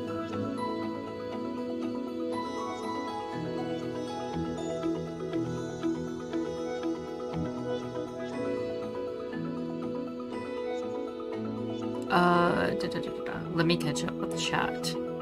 But yeah, like, most of this is in fact going in that direction. Let me get back into the game. This document acts like corporations aren't among the most violent institutions that history has ever produced. True.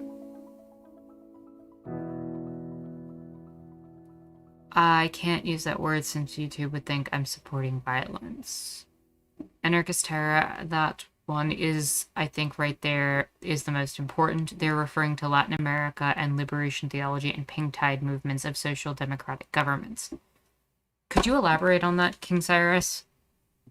I would love to hear more of what you're getting at with that. The conservative narrative is always about control, in that it's always about the loss of control and society going astray. Controlling women's bodies is just a part of the fight for control. Absolutely, Gangal. I agree with that. And there is a social order that they're trying to uphold, which doesn't even tie into, like, any sort of specific historic values. It's all about the nuclear family and the preservation of keeping people into certain molds that have benefited them historically. Whether that be through patriarchal, whether that be through white supremacists, whether that be through class, or any of the other numerous ways that we've identified privilege and status in the society, they always want a return to those particular positions of hierarchy and authority. The thing about it doesn't need a definition since, like, Agent Jones knows when he sees it. True. Good sarcasm there, Duke.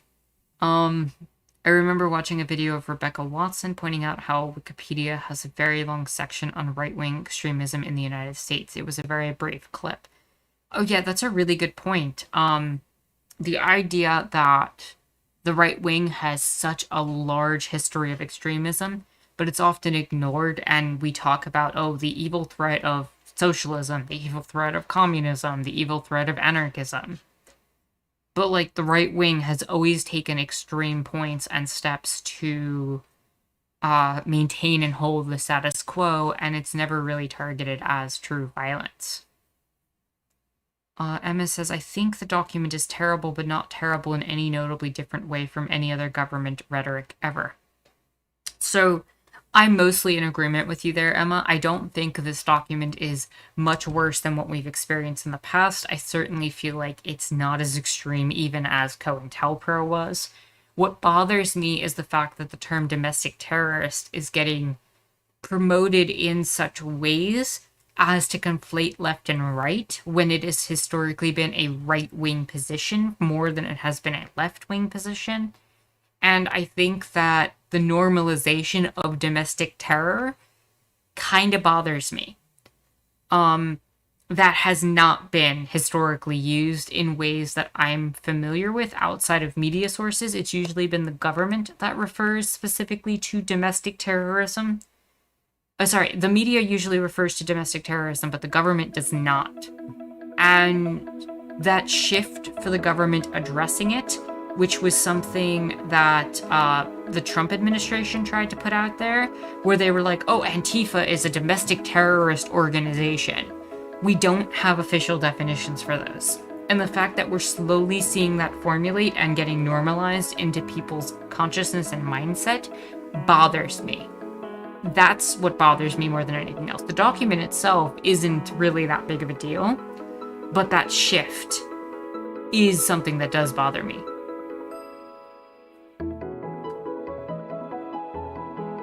I'm not testing it, Duke. I'm not testing that word.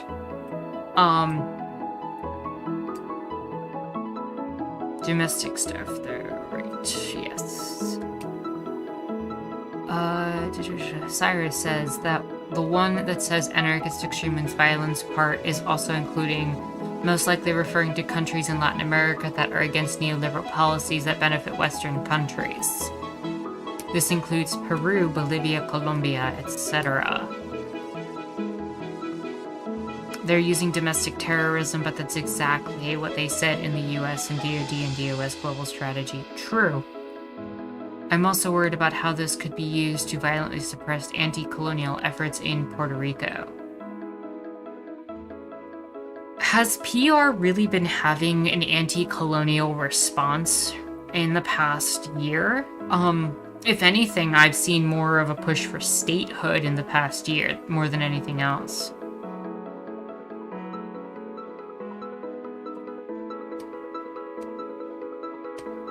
At least I'll give Biden administration a credit for understanding what anarchism actually is.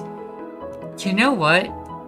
I'm gonna give you that one with that, because yeah, they actually labeled it properly in some regard, compared to how I've seen it listed in other areas.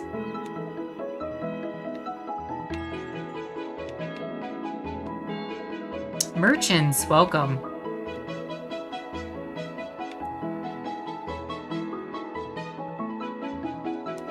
Well, I mean, AOC's still talking about the statehood of PR. It's still being discussed. And there are referendums still being talked about and passed. It's still very much up in the air.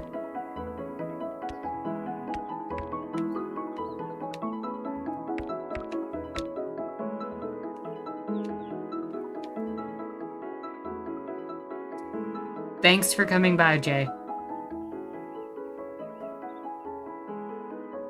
Wealthier Puerto Ricans are the ones pushing for statehood? Is that true? Because the wealthy Puerto Ricans benefit very greatly from not being a state. I'm actually confused by that shift in position, if that's true, Mifune.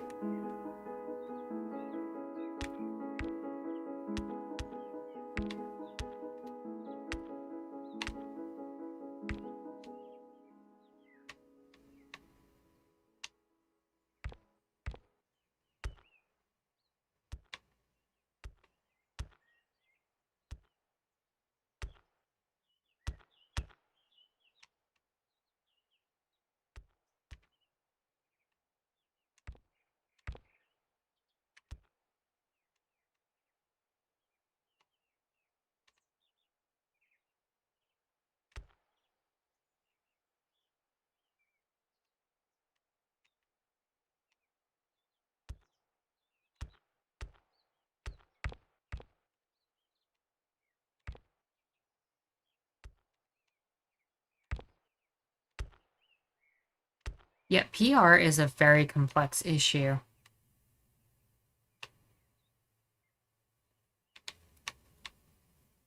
It didn't have to be. But, you know.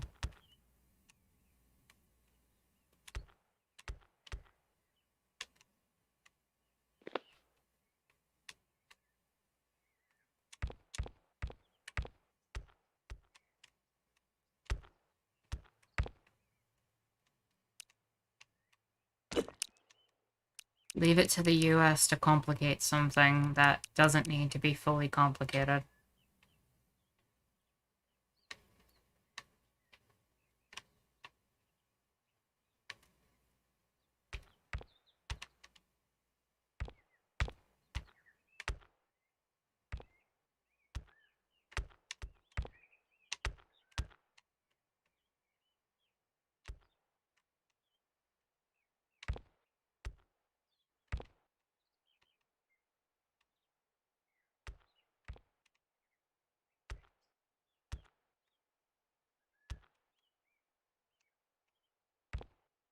The dissatisfaction with the general public with the current conditions is creating pressure on them to present statehood as a solution that would be the least costly to wealthier interests. The thing is if they became a state, it would also allow for a lot more implementations of protections. Right now, the wealthiest amongst the populations benefit from all sorts of tax cuts and breaks that they're able to get because they're not a state. There's like specific laws on the books that allow corporations from the US from the mainland US, I should say, to come in and extract wealth and resources in ways that are not acceptable to the rest of the country, including a lower minimum wage and a denial of certain health protections and services. So I'm actually genuinely, unless something has shifted in the past year or two, I don't recognize how that would be beneficial to the wealthier Puerto Ricans. As in a lot of ways, they would have to increase how much they pay people if they became a state. They would be denied a lot more of the tax breaks that are available.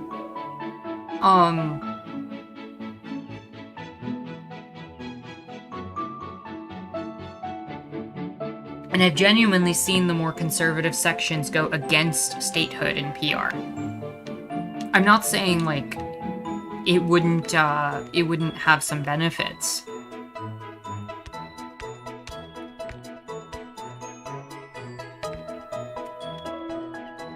But generally speaking, when the left has been against it, it's because they want socialism and sovereignty, whereas the right generally is against it because they lose out on money and resources. At least that's how I've understood it in the past. And that doesn't mean that things haven't shifted or changed over the past year or two, since I've last researched it.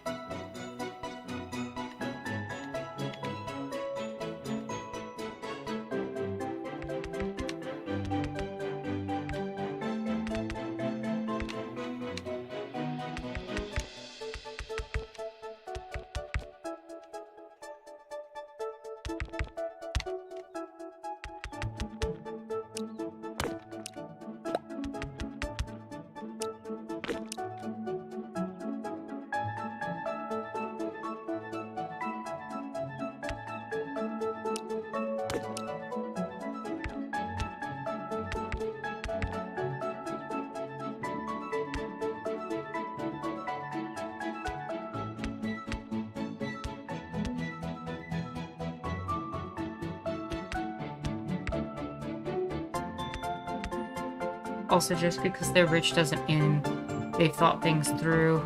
The pride of leading a state might be a thing.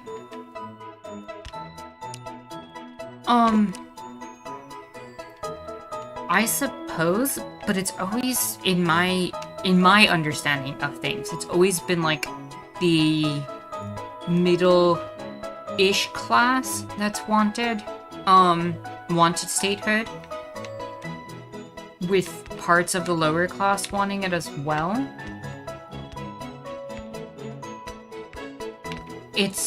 There's been a lot more, like I said, on the left where it's been like, well, we want to,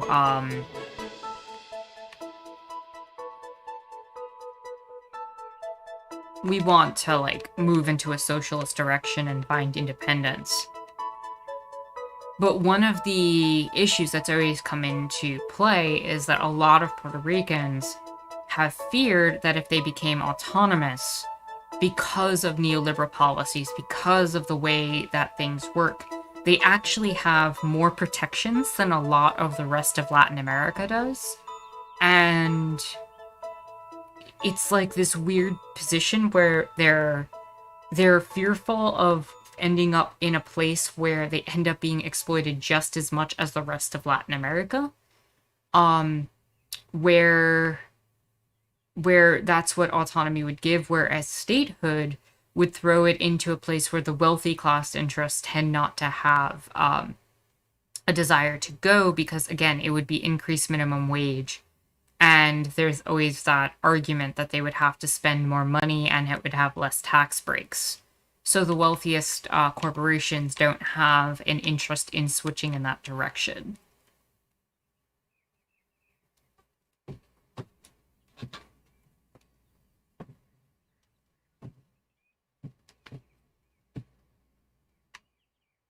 I would love to see whatever sources that you're referencing on that, Mifune. Honestly, I would just like to explore it because historically statehood has always benefited people slightly more than it did the wealthier populations.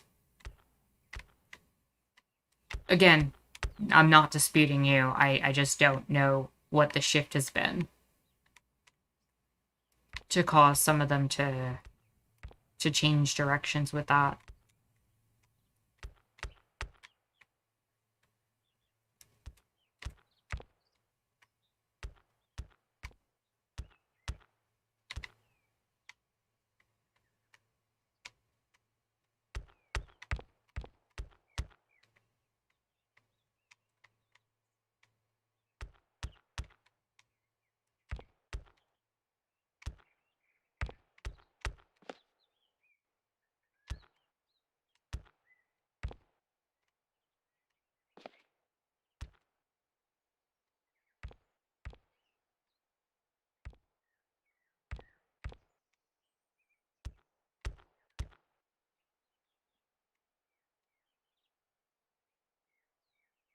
I'm not wrong, but the past 5 years have changed the pressures on the state from the public.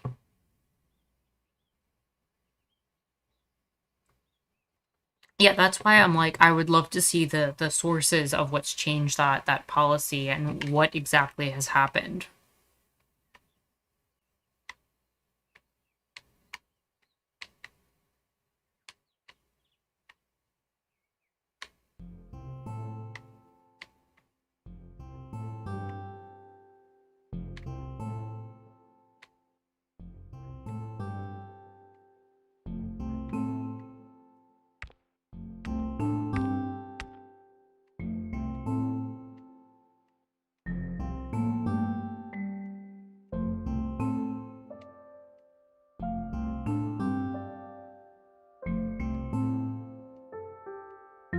I would definitely appreciate that. Thank you, Mifune.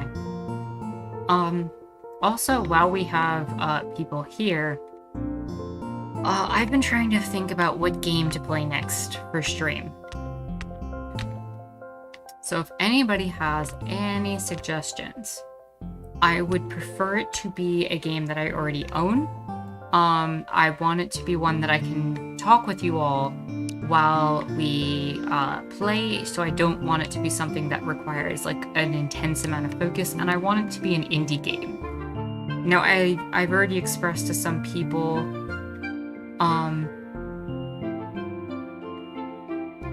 you may have found the OG Raktajino mug and may or may not have ordered it.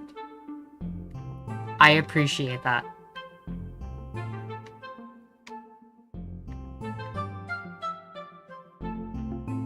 Thank you, Gangle. I appreciate that. CSGO, obviously. Yeah, no.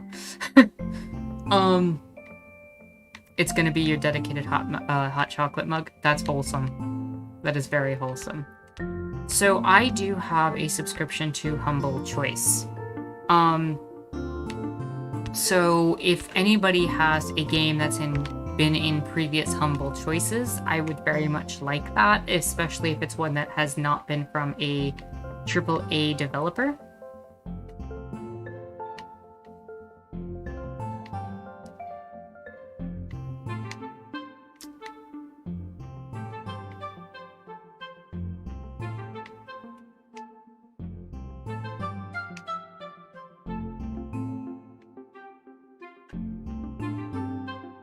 I hope you enjoy being at your father-in-law's, Zero. Thank you for coming by. I was seriously considering The Messenger, because I love that game. And even though it's like a platformer, I feel like I could definitely get away with playing that.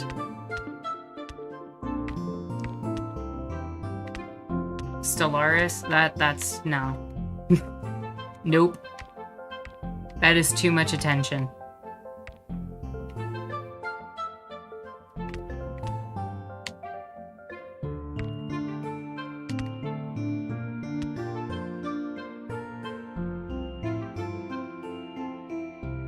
I unfortunately do not have Spiritfarer.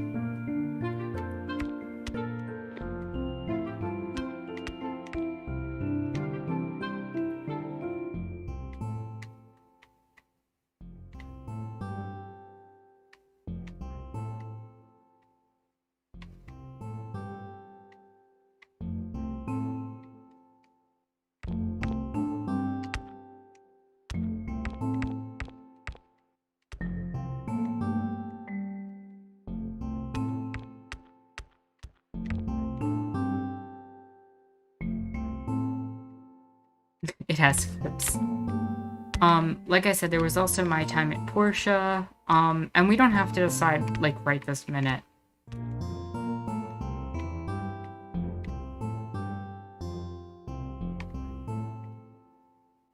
Yeah, that's the one with the soundtrack I shared.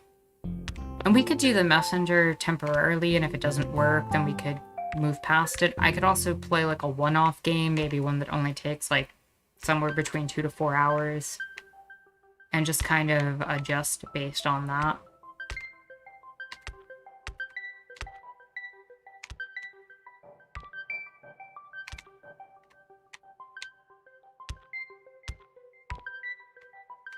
What's one of the potential picks from the smallest developers? We really haven't listed that many picks at the moment. I could always jump between games. I could.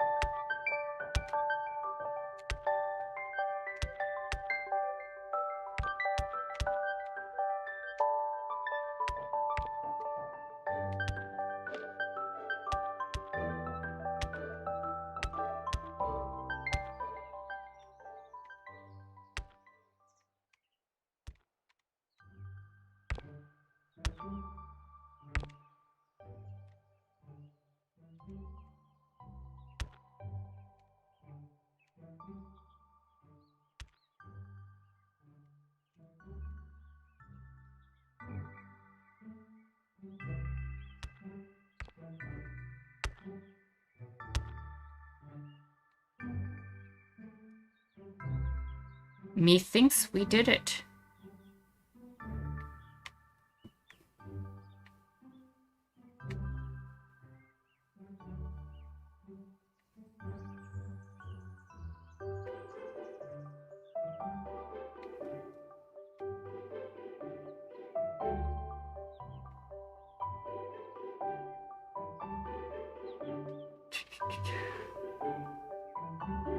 It's too bad there isn't a second Fury game.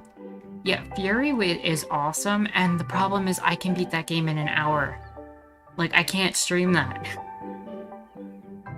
Also, that requires my concentration.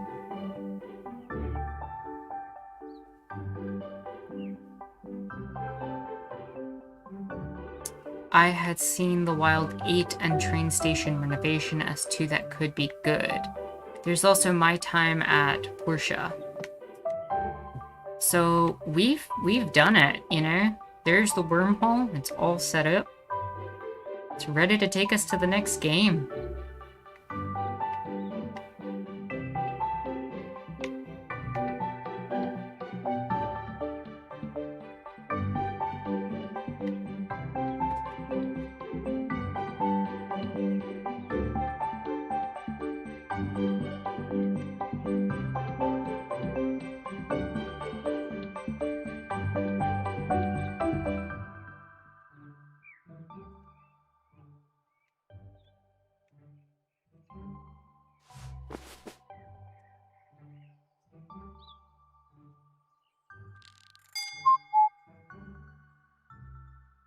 Mafuni says, have you ever thought of doing pop culture criticism on my channel? I'd prefer not, honestly. Like Emma pointed out, there's a lot of that already floating around, and I think that I'd rather focus it on the political components of our lived realities and experiences.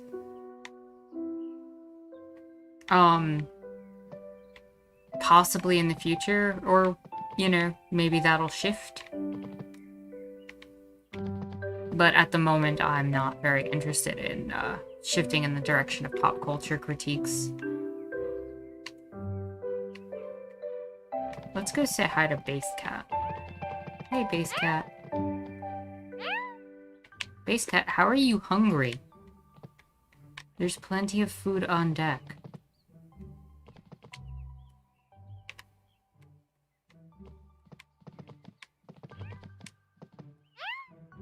Well, follow me and come get food, Base Cat.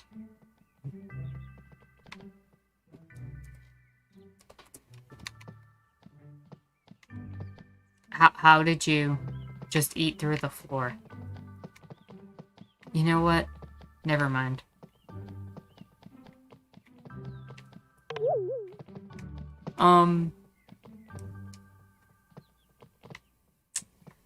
So yeah, we have finished Staxel. Just to go over some of the things that we've done in this game. Let's take a look. We built the Tower of Base Cat with our multiple floors in the clouds. We made our cloud house with our barn and all our animal friends. There is one more thing I want to do before we wrap up Staxel, though, involving this person right here.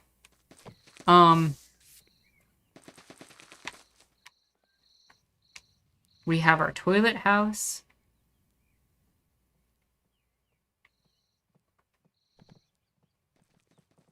The base ship, of course. And the wormhole to the next game. As well as our secret hideout that's out in the area by the water. Oh, we might be doing something with Oscar involved. So we have to have a good conversation now about what we're doing next. Because that's Staxel right there. But before we do that, I am going to run to the bathroom again, because apparently the tea is hitting me hard today. So I will be right back.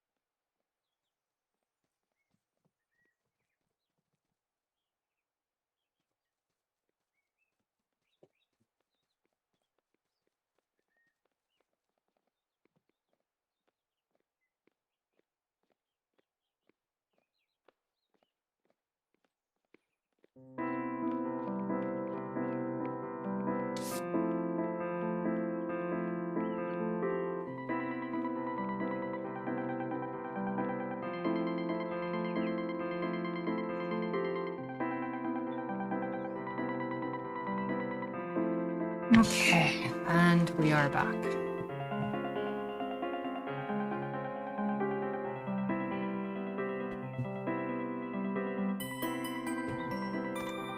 might as well do the messenger. I mean, we can also talk about it on the Discord a bit.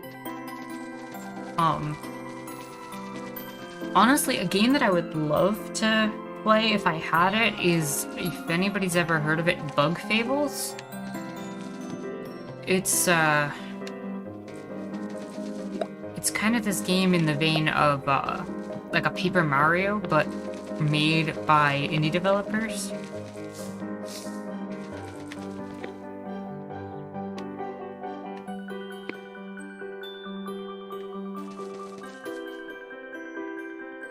I should make a dictatorial decision. Alright. I'll probably end up doing that.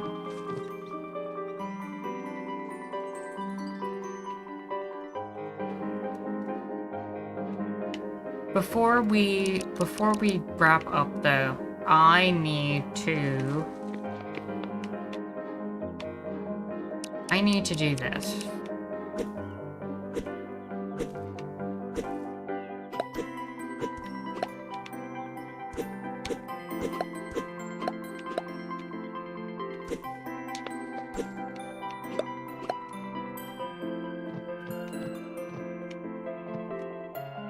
We have set a trap for Oscar to fall into his own dungeon.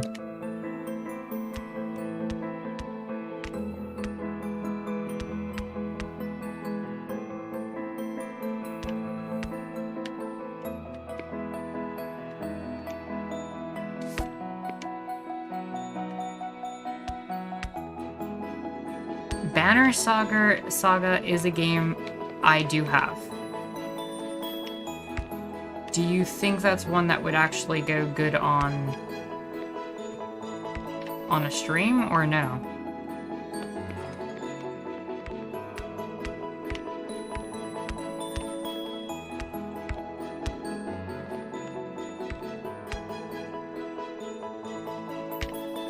Okay.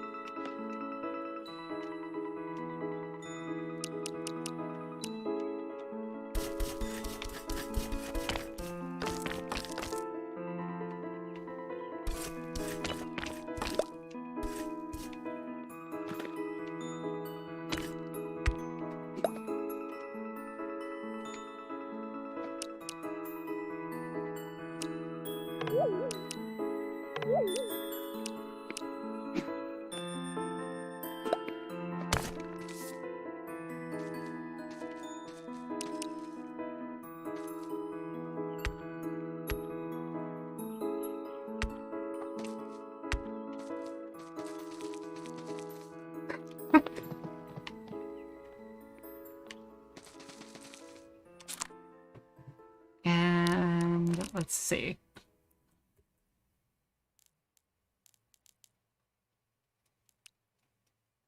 No, I think that's fine.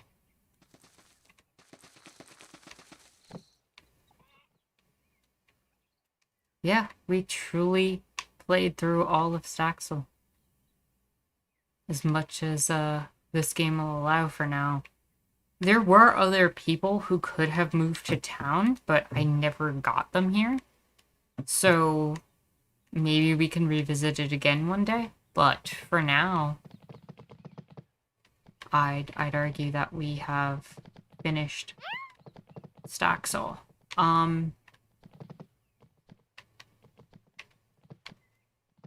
Yeah.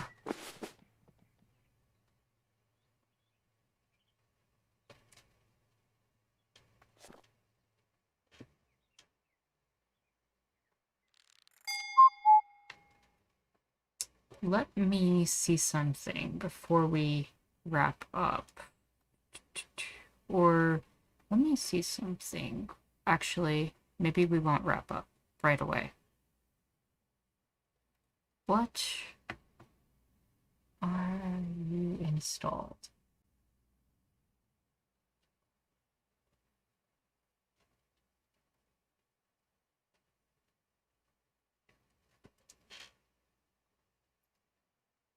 Okay, I I don't know if I want to start that right now, though. I'm looking at games on my list.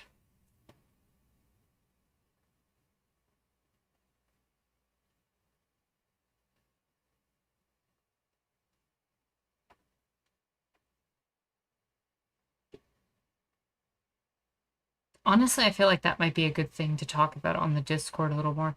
But I'm leaning towards the Messenger. I really am. I could show off a brief intro of the Messenger if you wanted. I don't want to go too much into it since, like, we're this far into a stream, but just, like, a brief, like, here's the beginning of the game and the plot of it, and just show it off as a preview. Is that something we'd want?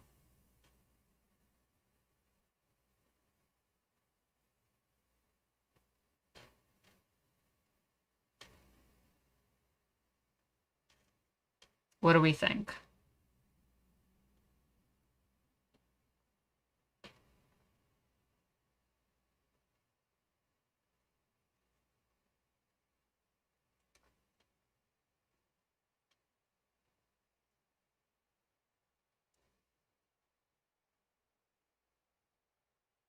Sure.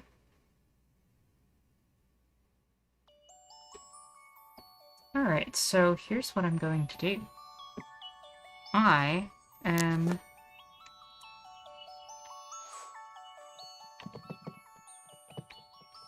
am going to do this then. As a send-off for this game, we are going to fly up to the wormhole to the next game.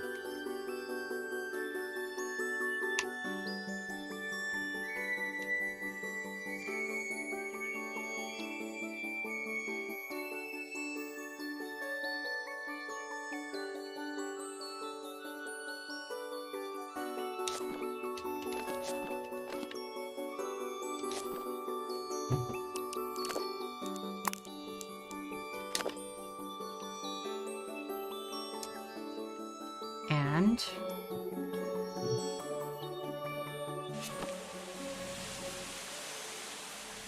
we're gonna use it. There we go.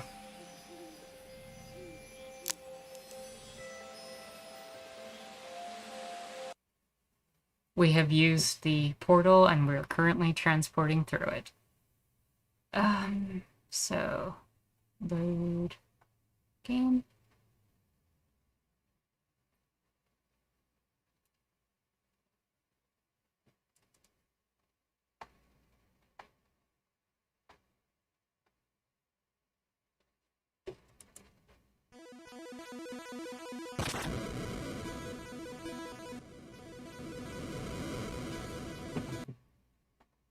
And now, can you pick it up? Do you recognize it? You do. Harboring the last survivors of the human race, those who chose exile over death. They train day and night, confined to their hideout, their legacy cursed, survival their sole purpose. Legend warns of the demon army bound to strike again, eager to completely eradicate humans. Fortunately, legend also tells of a hero flying in from the Western Ocean to bring protection and knowledge. On a day that begins like so many others, a young ninja is about to be visited by the Western hero. And sent on a perilous journey into this merciless world to carry a scroll paramount to the clan's survival.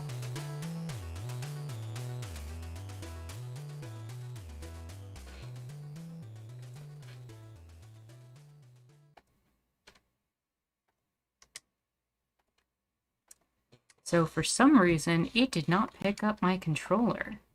That's weird.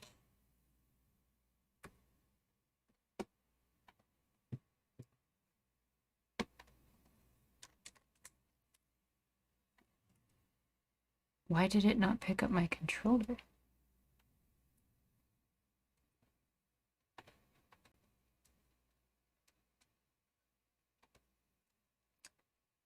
I've never seen it do that before.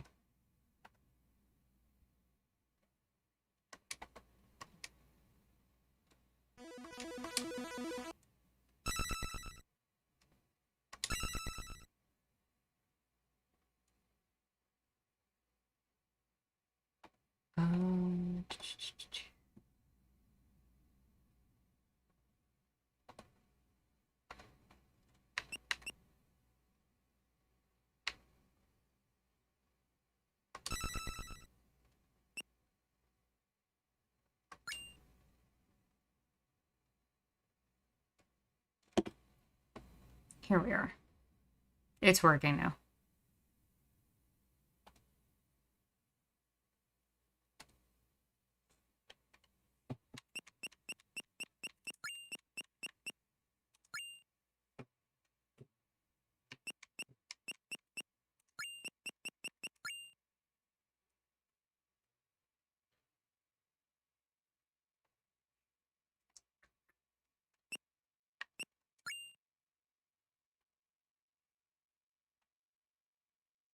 Here we are.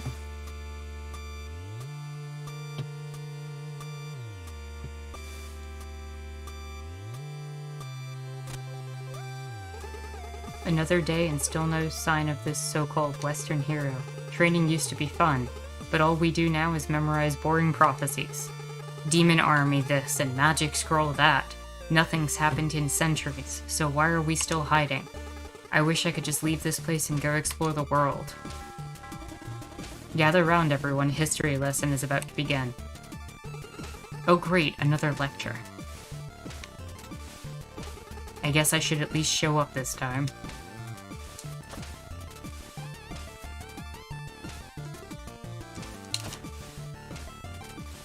No, the music in this game is fantastic. Right on time to try the new course. Show us your cloud step technique. Jump, hit, jump.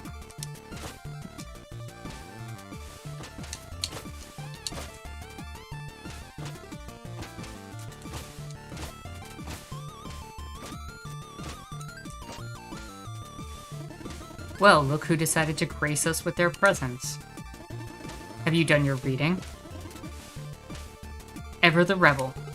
What's the point? All we do is rot in this hideout anyway. I see that the importance of our ancestors' wisdom is lost on you, but let me assure you that the threat of the demon army is very real, and should they...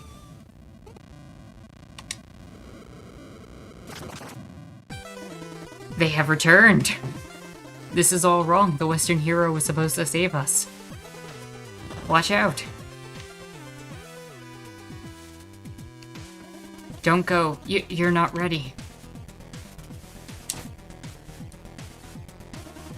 Burn it all. Bring the humans to their knees. Not so fast, big boy. Oh, and who might you be? Are you really all they've got? Pathetic. Prepare to die.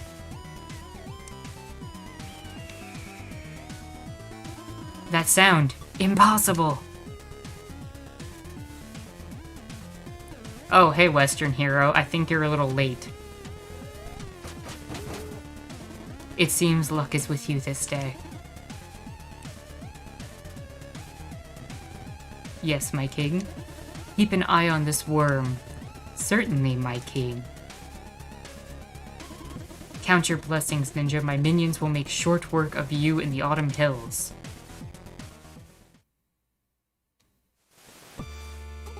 Are you the Western hero? Something like that. To be honest, I got here way too late. As you look like the most capable around here, I have a task of the utmost importance for you. Take this scroll and carry it across the island. You need to reach Glacial Peak's summit, where 3 sages will be waiting for you.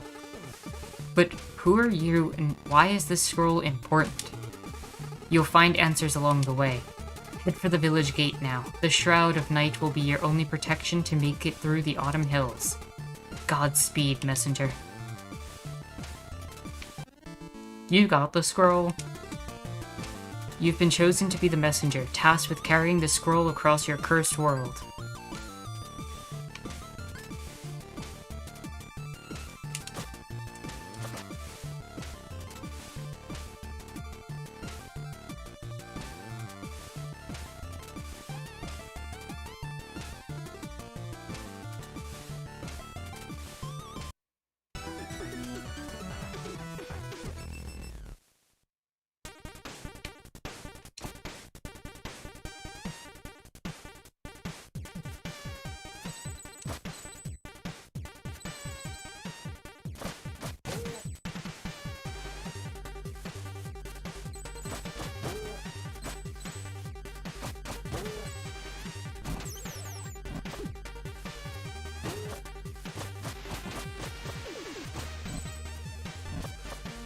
Oh my goodness, I'm trying to do moves I don't have yet.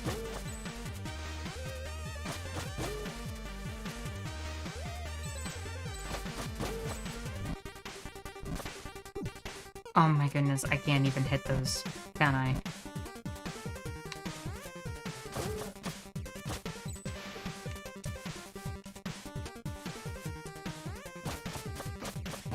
You get a lot more moves in this game. Also, welcome to the gimmick.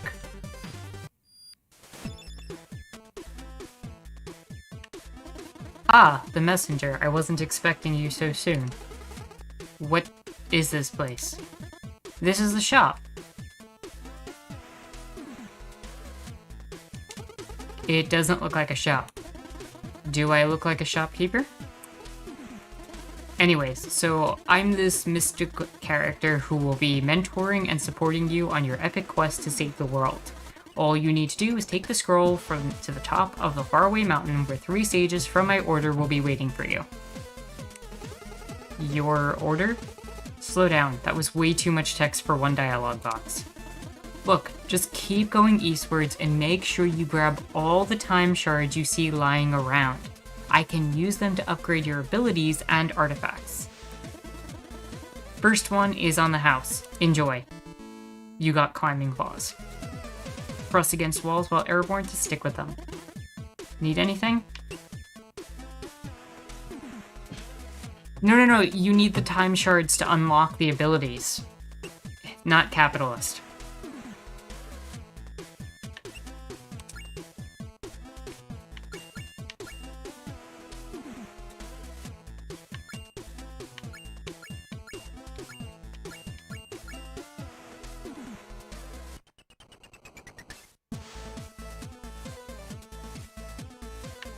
Getting that right away. So, what do you want to chat about? Climbing claws. So, climbing claws. Oh yeah, you can press against the walls to cling to them and climb at your leisure. Makes sense. The way everything looks, it just felt like I should be able to do that. Yes, that's why John Guyton invented them decades ago. Who's John Guyton? Never mind, just an acknowledgement I needed to get out of the way. I don't get it. Some will. What is this place? Seriously though, where are we? Curious are we? In time you will come to realize that the question is not where, but when. That's it? Listen, I know you're still new to this, but you have to be pretty naive to expect anything other than cryptic information so early in your adventure. Wouldn't you rather go back into the action anyway? Just buy a health upgrade or something and be on your way. Kids these days. Any stories to share? Of course, here's one for you. There once was a servant who didn't know how to read. The day came where his master asked him to read something for her, to which he replied, "I'm sorry, my lady, I can't read." That reply immediately got him fired. So he went out in the streets looking for a tea house to relax and accept the bad news. When he couldn't find any, he reckoned he probably wasn't the only one to wish there was a tea house in this small town. So he opened up his own. It really picked up, so he built many more and became rich in the process. One day, his accountant asked him to review a piece of document, to which he replied he didn't know how to read. The accountant, who couldn't believe his ears, said, "If you had become a millionaire without even knowing how to read, just imagine where you would be if you could read." "Oh, I know exactly where I would be," the rich man replied. "I would be a servant." The end. What? I don't see how this applies to my adventure. It doesn't. You asked for a story. More like the long version of When Life Gives You Lemons. Alright, since you don't seem to appreciate me sharing some clever material for your next party, I suggest you move along. This back and forth banter becomes part of the game, consistently.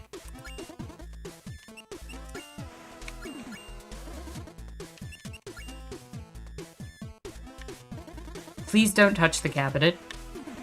I already told you the cabinet is off limits. Believe me, you're not ready for what's in there. You think you could just barge into my lab and go through my stuff like you own the place? There's no skeleton in there, I promise. Hey, don't touch. It's empty anyway. Don't make me lock it. Why don't you put that curiosity to good use in the outside world and maybe, I don't know, save humanity? If you touch that again, you'll have to sit through my boring story. I'm warning you, it's boring. It's philosophical. I'll even remove your ability to skip what I'm saying. This is your last warning. You better make sure you have some time ahead of you if you're gonna touch that again. You asked for it, don't say I didn't warn you. You know it gets pretty lonely out here, so I have a lot of time to think. The one thing that keeps bugging me is this concept of happiness. Everyone seems to be looking for it, some pretend to have it, but no one can really explain what it is. I think I finally cracked that code. You see, everyone has goals. So you think, oh, when I have this, I'll be happy, or when I achieve that, I'll feel eternal bliss. Some people are looking for love or acceptance, while others simply hope Devolver will sign their kick-ass game. From my perspective, sitting here at the end of time and being visited by countless travelers, I came to realize something very important. Goals don't make people happy. They defer happiness into the future, to when the goal will be achieved. This can only fail because once you reach your goal, you're not the same person you were when you set out to achieve it. And what's more, your mindset is to chase something instead of enjoying what you have. So there you have it. Happiness is not a goal or a state, it's a system. You optimize your environment and cherry pick the people around you, so that every day you're just stoked to live your own life. And you don't need to defer any joys because you optimize the present moment. Now, I don't know whether that was cheesy or insightful or even just annoying, but I need to optimize my own life, and that implies that you stop trying to open my cabinet, so I really hope I bored you to death.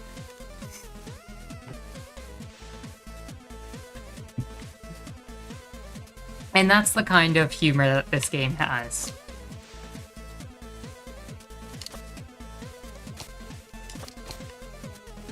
So, theoretically, we can now climb our way out of here with climbing claws. But I think that is a good example of what this game has to offer. I don't know if I'd want to continue for the rest of the stream. I'll leave that up to you all. Or if we'd want to just pick up next time.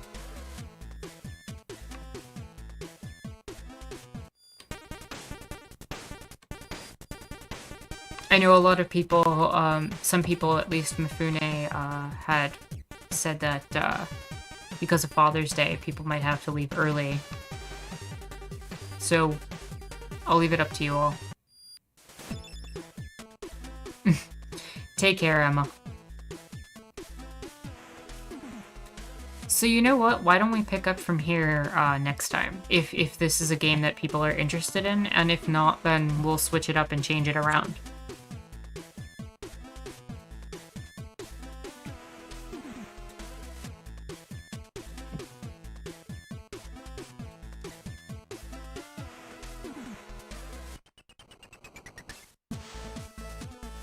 At the very least, we got to check it out and see what it's like.